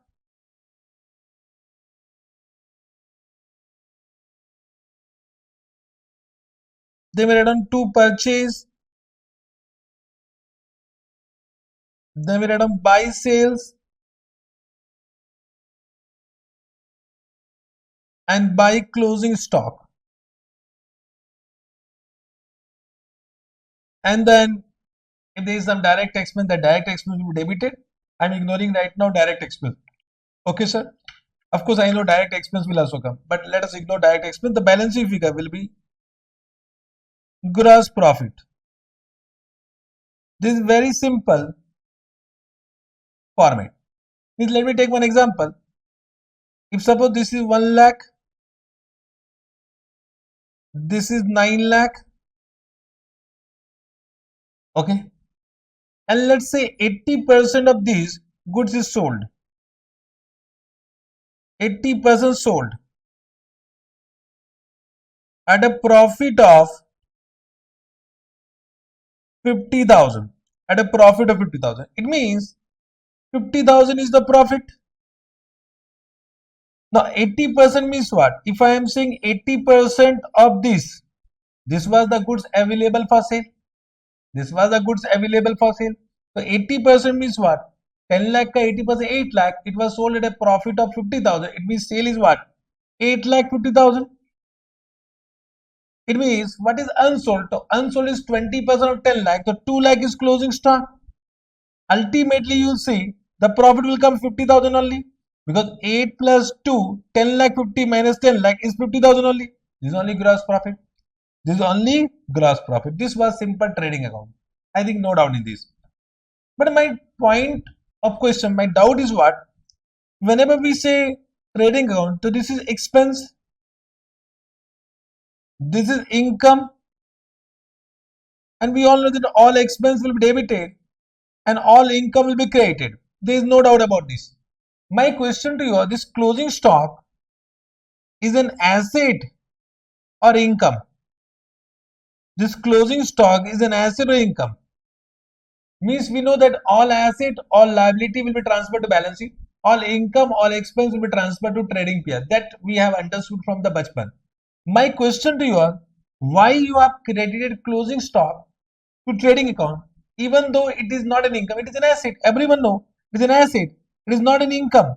But then also, why you have credited closing stock? Sales is what? Income. Sales has been created. But why closing stock has been created? Anyone can answer this? Anyone can answer this? Bolo. Anyone can answer this? So closing stock has been credited to trading account. Why? Are you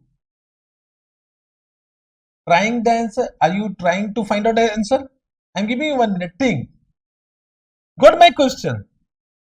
When I am saying all incomes are credited, all expenses are debited, so closing stock is an asset that is transferred to balance sheet, and you know that in balance sheet also we write on closing stock. But the question is that if the closing stock is an asset, why we are crediting it? I hope some of you might have given answer also, and some of you are right now confused. If you are confused, because that is an I am here. Okay, so this closing stock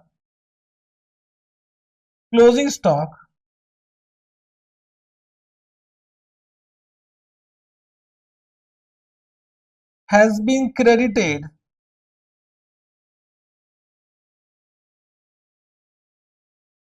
to trading account due to matching concept. Due to matching concept. Just try to understand. See, what was the goods available for sale? It was 1 lakh plus 9 lakh. That was goods available for sale. 1 lakh plus 9 lakh, 10 lakh. But out of 10 lakh, can you say you have sold only what? 8 lakh. You have sold 8 lakh to generate an income of 8 lakh 50,000. Correct now? Are you getting? Means your opening stock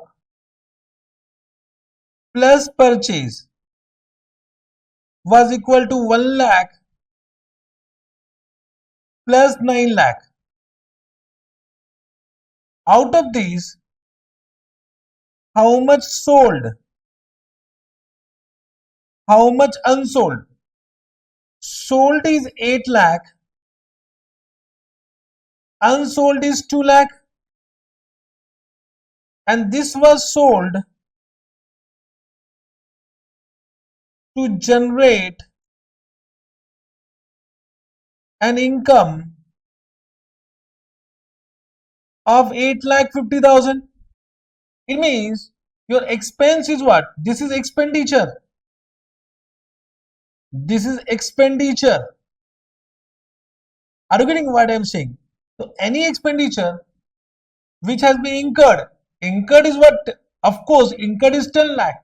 Means as per accrual concept, you have recorded 10 lakh. But out of that expenditure, how much is able to generate income for current accounting year? 8 lakh. So 8 lakh become expense as per matching concept. And 2 lakh is not an expense as per matching concept. So this is not an expense. Not an expense. And because it will be held to generate future income, and therefore it will be considered as an asset. It is an asset. Therefore, can you say actually we are not recording closing stock, we are removing closing stock from trading account because this is not an expense. Means initially you debited 10 lakh, then you found that out of 10 lakh, 2 lakh is what? Stock. That is not an expense. So you are removing, you are deducting 2 lakh from purchase. Means you are removing it from purchase. Instead of reducing purchase, what you are doing, you are crediting to trading account. Got this point? So this 2 lakh is actually, this 2 lakh is created to remove it from trading account or to reduce it from purchase account, because that is not an expense, that is an asset. Are you getting what I am saying? Right on. Therefore, closing stock of rupees 2 lakh is credited to trading account for removing it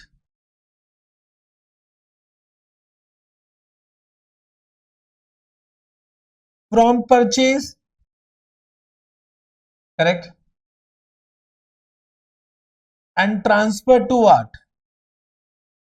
Balance sheet, and it will be recorded in balance sheet. So we are removing it from trading account because it is not an expense, it is an asset. Due to which concept? Matching concept. So this is matching concept. This is matching concept. Are you getting? So why you are recording 2 lakh in the credit side of trading account? Because we are applying matching concept to record expense. We apply matching concept to record expense. Have you understood? Have you understood this point? Bolo. Got this point? Any doubt? Have you understood? Means instead of this, can we write down trading account like this? We can also write down trading account like this.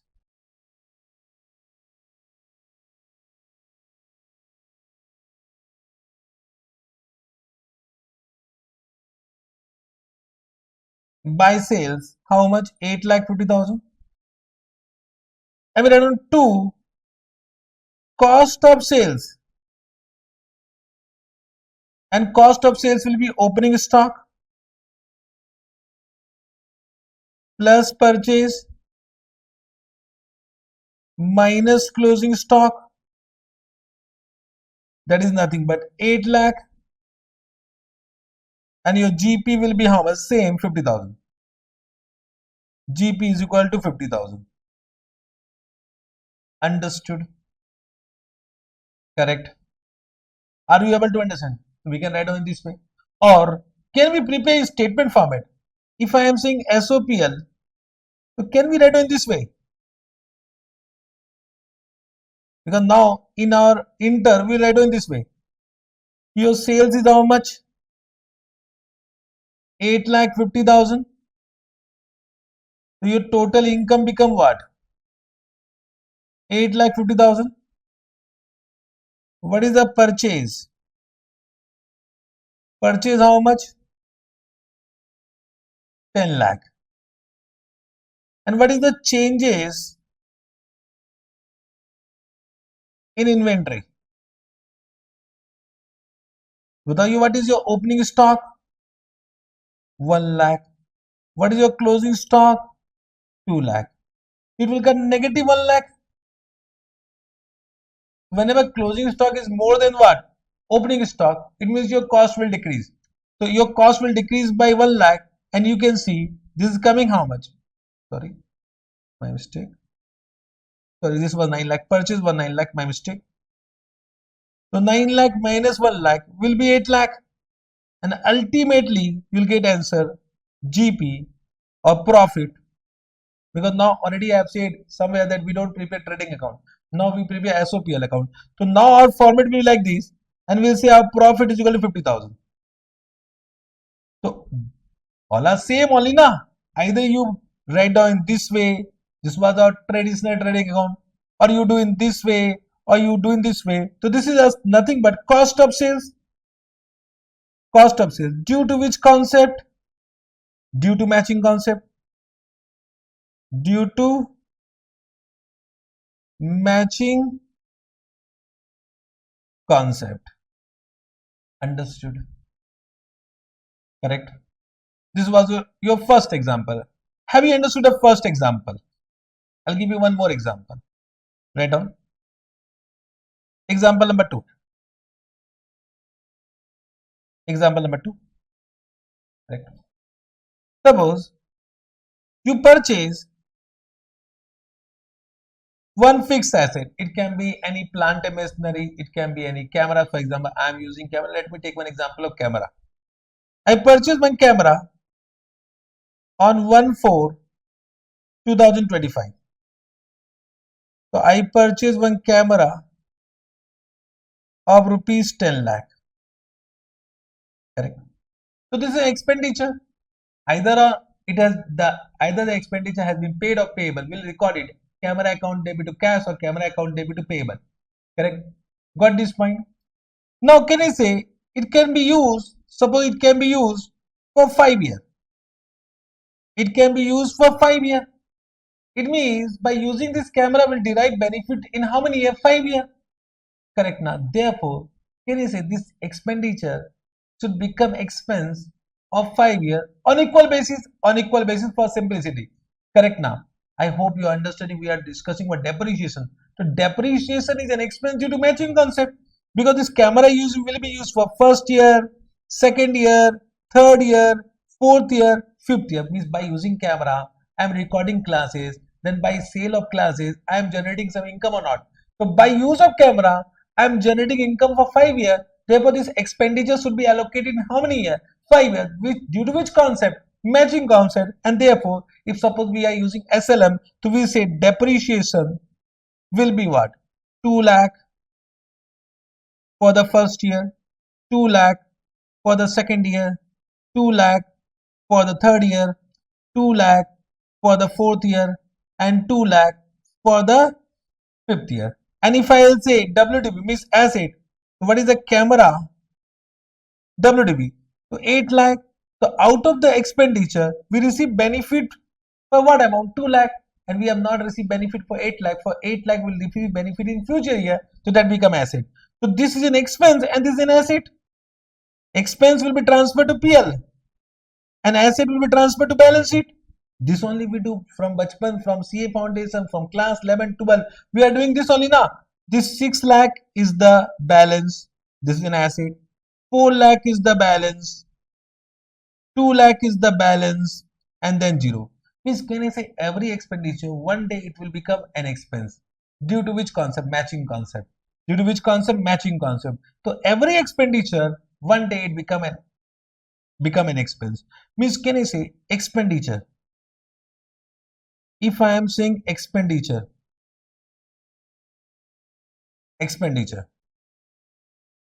are of actually 3 types. Expenditure which provide benefit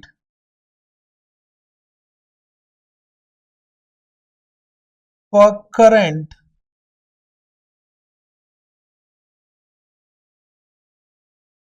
accounting period.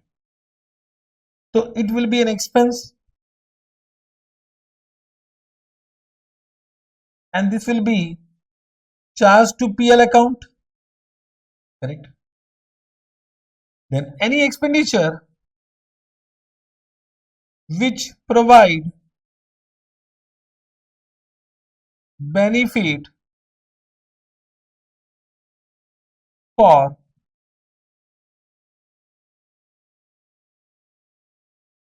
future accounting year, so that will be an asset, that is not an expense. And any expenditure which will never provide any benefit, it is quite possible. Best example is abnormal loss. Suppose you purchase some goods and that were destroyed in transit, you can't sell it, and there is no benefit neither in current year nor in future year, that is known as loss, and that loss will be also charged to PL account immediately. So which will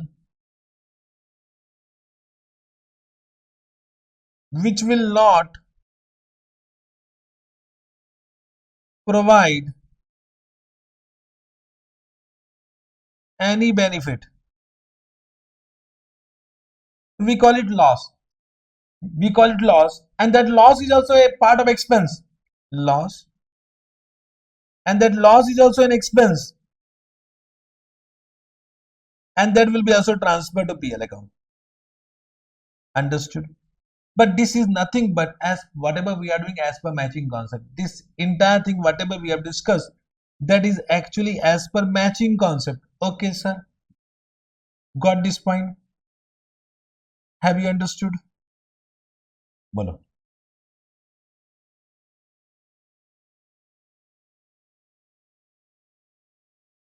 Correct? So any expenditure which will never provide any benefit, that is actually one type of abnormal loss. We call it abnormal loss. I hope you have heard about abnormal loss. So that loss will be also charged to PL account, and that is nothing but a part of expense. So expense are of two types, which have already provided benefit in current accounting period, or which will never provide any benefit. Both are expense, both are charged to PL account. But any expenditure which will provide benefit for future accounting period, therefore we write down property, plant and equipment, intangible asset which will provide benefit in future year as an asset in the balance sheet. For example, prepaid expense. So prepaid expense, what? Expense means paid, but benefit will be in the next year. So it is paid, payment done, but benefit will be received in the next year or future year, and therefore that is an asset. Therefore that is an asset. Understood? Correct. So this is actually whatever we have discussed, that is as per matching concept. Okay, sir. Any doubt? I think you have understood this. Means, can I say in this way? Whenever we prepare SOPL, in SOPL, income is recognized on accrual basis, but expense is recognized on accrual as well as matching concept. So accrual and matching concept for expense, both need to be satisfied. Accrual concept and matching concept need to be satisfied. Means you purchase any goods, but that is not sold, so that is not an expense. Are you getting? Means, let me say, suppose on 1/4/2025 you purchase some goods. The purchase account debit, for example, in creditor 10 lakh. So you have recorded purchase, but it is not sold. It is not sold. So can you record it as an expense? No. So what we'll do? On 31st March 2025, we'll say it is an inventory.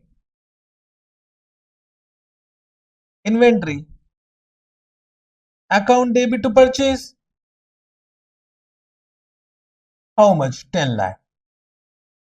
So it will not be transferred to PL now, because that will be closing stock. It will become closing stock. So this inventory will be shown in balance sheet. This inventory will be shown in balance sheet. Got this point? So even though you purchase on accrual concept, sorry, whenever you purchase on credit, you record it on accrual concept, but it is not an expense because it will not fulfill the requirement of matching concept because it remain unsold. So for expense, we need to fulfill accrual as well as matching concept. Got this point? Badao. If you have understood matching concept, now we'll do what? The third point we have done. Write down fourth point, conservatism. Write down point number 4.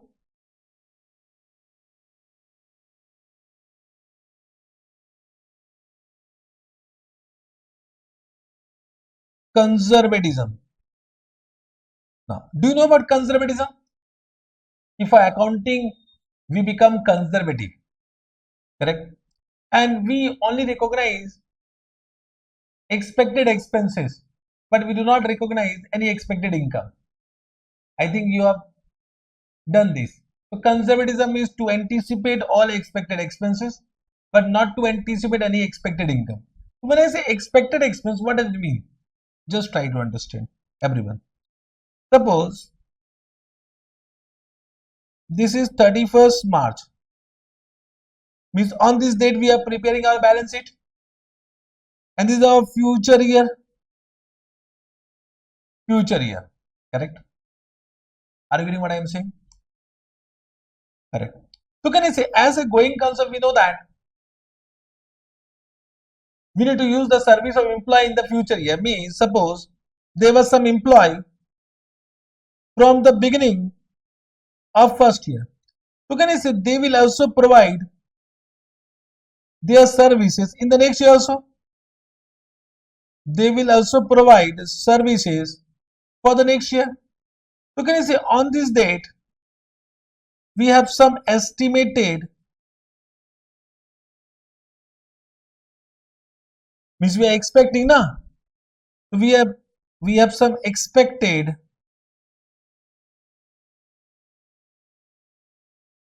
salary expense. Yes or no? So should we recognize this expected salary expense in this financial year? Bolo. Yes or no? One doubt will come. Now you know this is a salary expense of next year. So of course your answer will no. But can I say if I am saying we should anticipate all expected expenses, the definition is little bit not correct. So I am here to correct the definition. Let me give you one more example. I think it will give you more, or I will say better picture. And I think you'll be able to understand what actually conservatism means. Suppose right now this is 31st March. And after 31st March, a fire occurred in the premises, in the office premises. And there was some loss. The machinery or the fixed asset got damaged.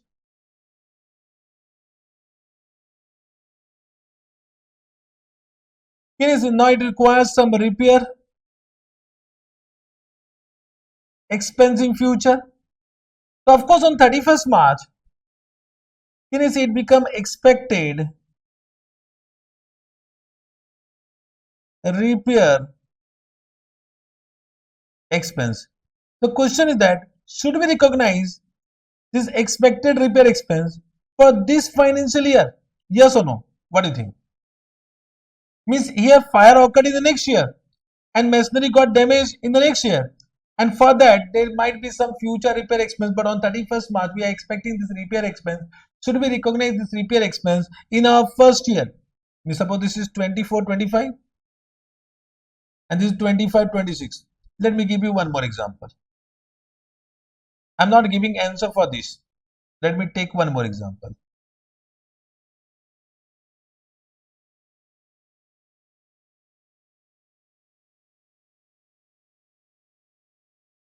Means now fire occurred before 31st March, correct?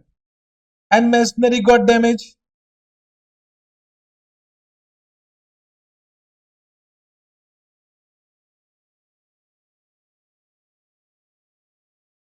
Machinery got damaged, correct? And require repair expense. Until now, on 31st March, means before 31st March, on 31st March, we have not incurred any repair expense, means we are expecting this repair expense in future. So this is expected repair expense. We can see both are expected repair expense, but this is the expected repair expense due to future event.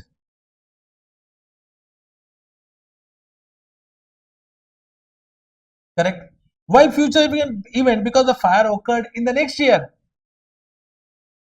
Due to future event. But this is due to what?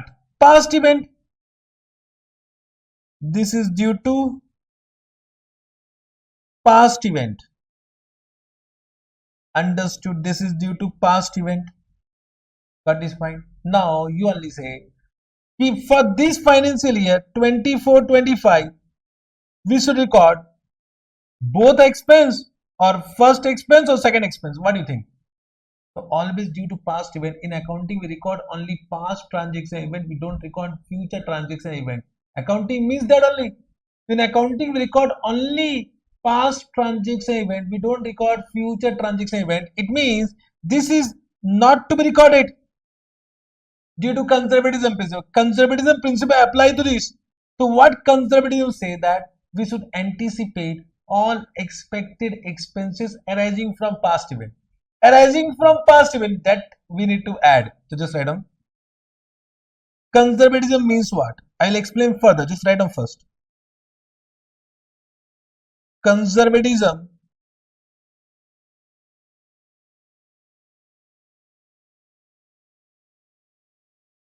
means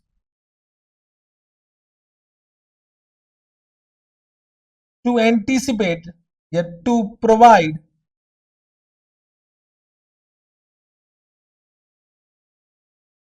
for all expected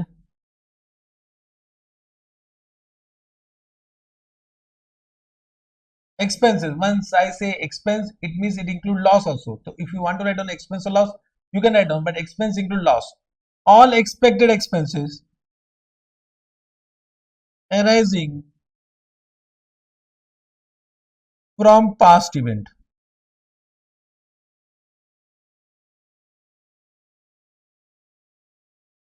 Correct? However,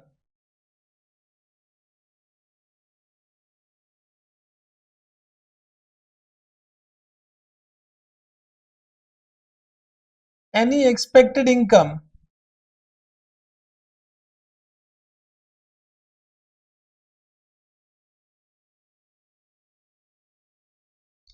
arising from past event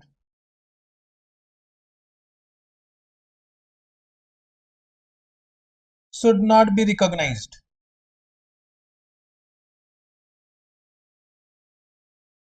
Correct?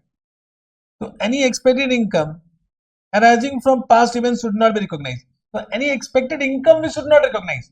We should recognize only expected expenses arising from past event because our future is uncertain. So we should always think about what loss is going to happen in future, and we should provide for that. It is as simple as right now you are taking coaching for CA exam. Why you are taking coaching? Because you know that there may be a chances in future when you are writing exam, then you may fail. Correct now? So to provide means just try to eliminate that fear, because you have a fear that you may fail. To eliminate that fear, right now you are taking coaching classes. This is nothing but provision. So whenever you are uncertain about something, uncertain about some loss, we provide it. But any expected income which may or may not happen, we don't recognize it. Okay, I'll just discuss something more, but this much have you understood or not? Provide expected expenses. So conservatism means to provide for all expected expenses arising from past event. However, any expected income arising from past events should not be recognized. We should not recognize any expected income arising from past event.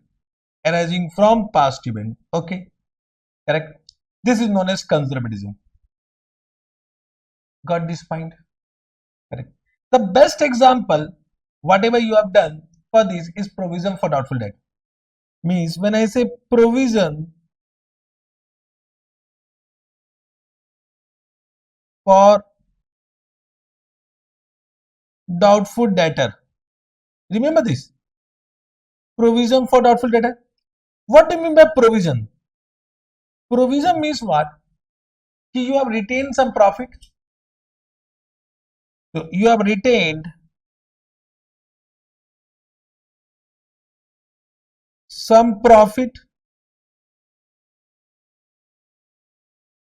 for meeting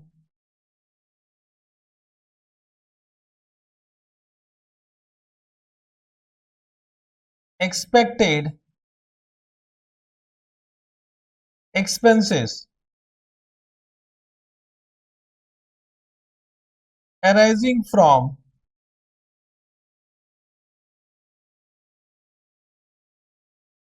past event. So you have created some provision. The provision means you have retained some profit. You have retained some profit for meeting expected expenses arising from past event. Means right now you have retained some profit. For example, suppose you have earned a profit of 10 lakh and you are expecting some bad debt in future. Right now there is no bad debt, but it is quite possible you have some debtor that might not pay in future. That become expected bad debt. Correct now. So if you will not create any provision for that, because this 10 lakh you will distribute to your owner, means this profit will be transferred to owner and they can withdraw the entire money from the business. Got this point? So that is what? Not a correct accounting. So if you are expecting some bad debt, you should create some provision to meet such a bad debt in future, because future is uncertain. It is quite possible in future you might not earn some profit. So right now you should create some provision for that. It is as simple as why we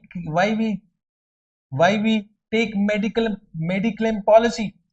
Right now we are healthy, but then also we purchase some mediclaim policy because in future our health may be what? Our health may got deteriorate, and because of that reason we need to be hospitalized and we need to incur some medical expense. So right now we are giving some money to what?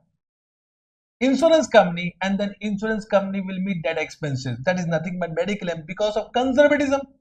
Because of conservatism. Okay, so in real life also we are conservative. So profit 10 lakh. So now what we'll do? From that we'll create some provision for expected bad debt. For example, 1 lakh. Now what will be our profit? 9 lakh, and this 9 lakh will be distributed to owner.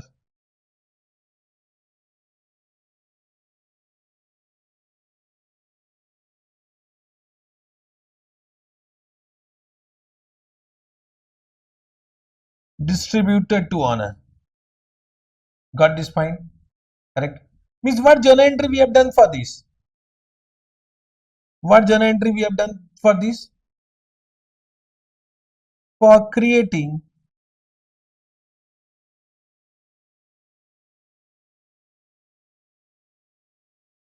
provision for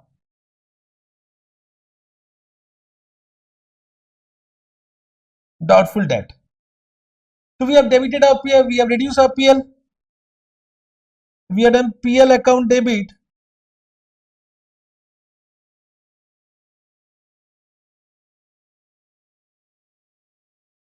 to provision for doubtful debt.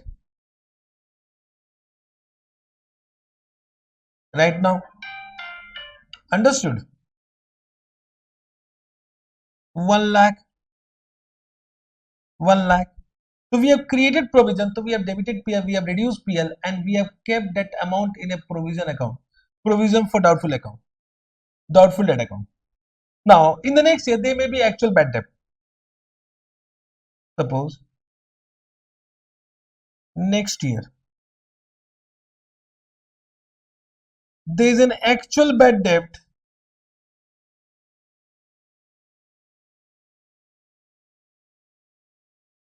of rupees 1 lakh.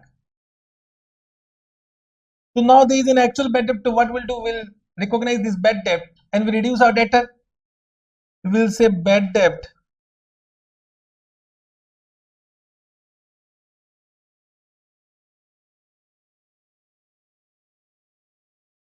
account debit to debtor 1 lakh. But now for this bad debt already we created some provision last year. Once again this bad debt will not be charged to P. This bad debt will be now charged to provision account. So what we'll do, point number B, for writing off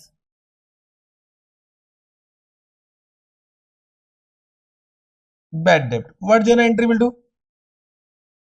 Bad provision for doubtful debt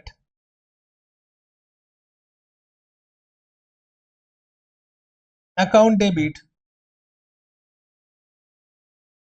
to debtor.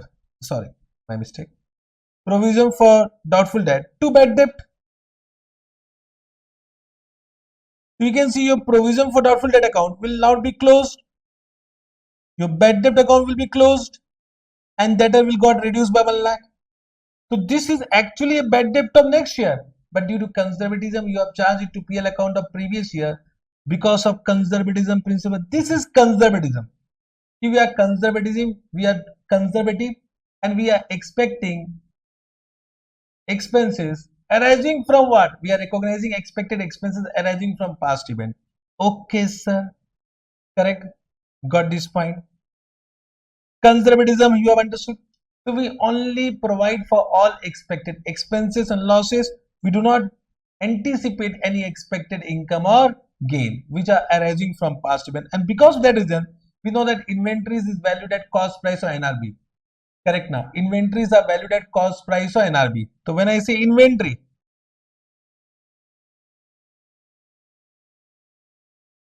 so if the cost price is 100 and their net realizable value is 90, it can be sold at 90. Correct now. So in this case, there is an expected loss of 10 that should be charged to PL account right now due to conservatism principle. Therefore, we value this at 90. And this 10 rupees loss of rupees 10 will be transferred to PL account because of which concept? Conservatism concept. This is nothing but conservatism. Okay. Everything is done as per accounting standard. When I will do AS2, I will say AS2 has given this accounting policy because of conservatism. So accrual concept, matching concept, conservatism principle, everything will be applied when we'll follow accounting standard. So when I will do accounting standard, I will say this is as per matching concept. This is as per accrual concept. This is as per conservatism principle. So you should know about that now, and therefore I am teaching right now. This also you have understood. Conservatism done. Now coming to the next point. Point number 5, write down. Point number 5.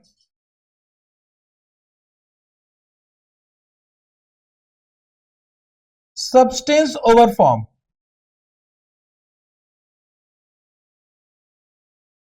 This will be last topic for today. There are 2 more points left that we'll do tomorrow. That is, one is accounting treatment of depreciation and third is the last one is accounting treatment of normal loss and abnormal loss. So substance over form, very important.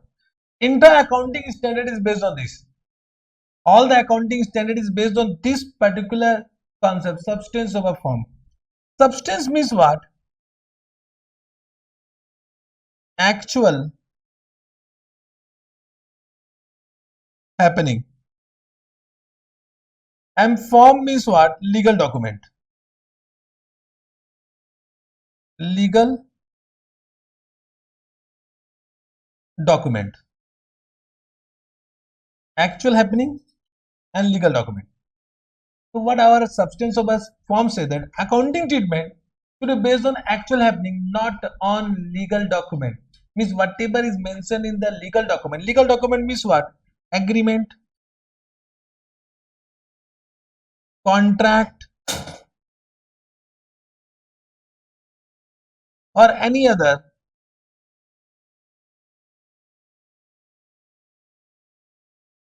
legal document. So whatever you have mentioned in the contract, that is not at all relevant. Just see what is the actual happening of this transaction. Based on actual happening, we do accounting. Based on actual happening, we do accounting. Correct? So actual happening means reality. This is reality. And this is legality.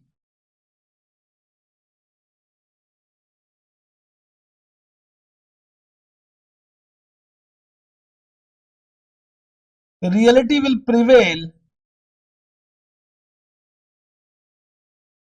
over what? Legality. This is substance of a form. Okay? Are you getting what I am saying? Are you able to understand? The best example I will say about leased asset. I'm just taking one example, you will be able to understand. Suppose this is one person, this is another person. This asset has given his asset, suppose car. So he is the legal owner of the car.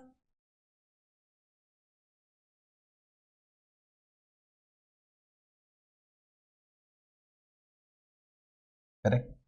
Has given this asset to this person. Correct. For how many years? For 10 years. And suppose the economic life means the life for which this asset can be used. The economic life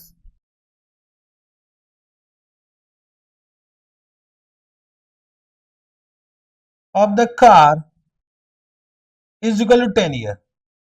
Correct. So he is using the car. Are you getting what I am saying? Now the question, I just try to understand whatever I am asking. As per legal document, who is the owner? But the entire benefit is derived for whom? By whom? This now. If suppose this is Mr. X, Mr. Y, you only say this car should be shown as an asset in whose books? The car should be shown as an asset in whose books? Who is the legal owner in their books? So who is actually using and deriving the entire benefit in 10 years? Because the car can be used for 10 years and Mr. Y will use for the entire 10 years, and therefore as per substance,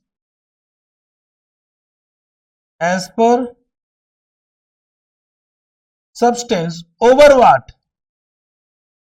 Form. Car is an asset of Mr. Y, not Mr. X. This is substance over form. The substance over form means for accounting we need to give important substance over legal document. Legal document is bakwas. We should not give any damn importance to legal document for accounting treatment. There are many other examples. Right now I will not give all the examples. I think this example you have understood.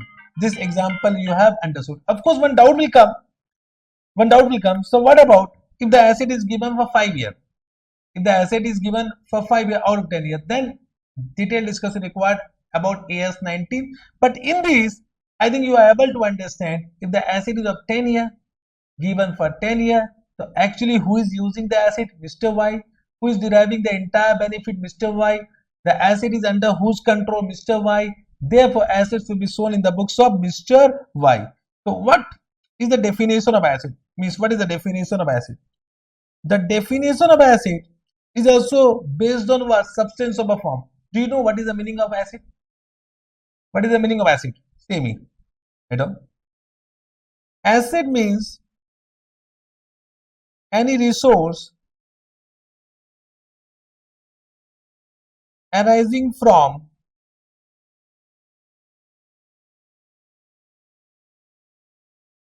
past activity.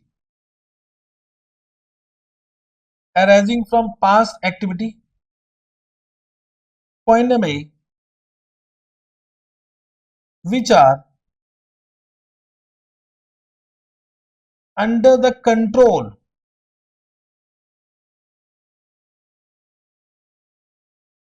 of entity and point number B, which provide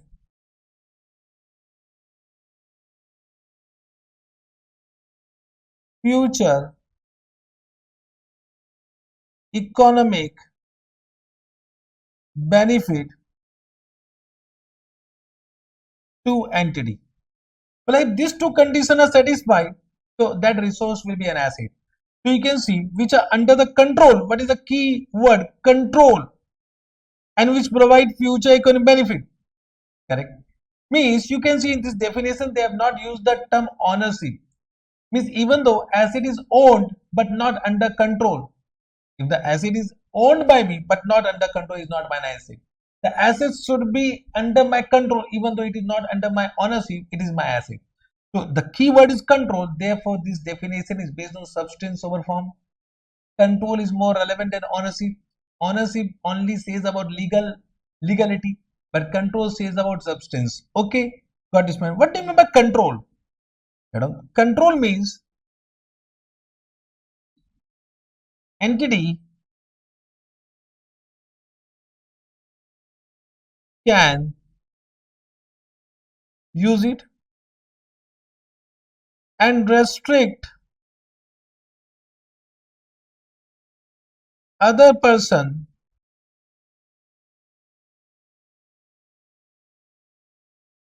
to use it and restrict other person to use it. Correct. Right now you have your mobile. Now whether your mobile is under your control, if your parent cannot use it without your permission, it means it is your asset. But if you cannot use without the parent permission, means that mobile is not your asset. Got this point? You need to understand who has that control of that particular asset, that particular resource. Then only that resource will become asset. So entity can use it and restrict other person to use it. Then it means it is under the control of the entity. Okay. Future economic benefit means either that resource will increase income or decrease expense. Both will result in what? Future economic benefit. So with the use of that resource, if I am able to increase my income or decrease my expense, it means that will provide future economic benefit. In accounting, future benefit means what? Either increase in income or decrease in expense. So this definition has been derived from substance over form. Asset. Asset definition you understood. Of course, I will discuss liability, capital, income and expense, but whenever the time will come. Right now it was required asset and therefore I have defined it. Okay, sir. Chalega. The substance over form also you have understood. I hope whatever we have done today you have understood. What we have done? We have done approach of accounting, golden model rules, then accrual concept, then matching concept, then conservatism, then substance over form. Just revise and come once. There are three more topic of basic concept that is left. One is what? About gross margin concept. I will give you some idea which will be useful for CA Inter. You have done that in CA Foundation, but if you are from direct into route, I need to explain that.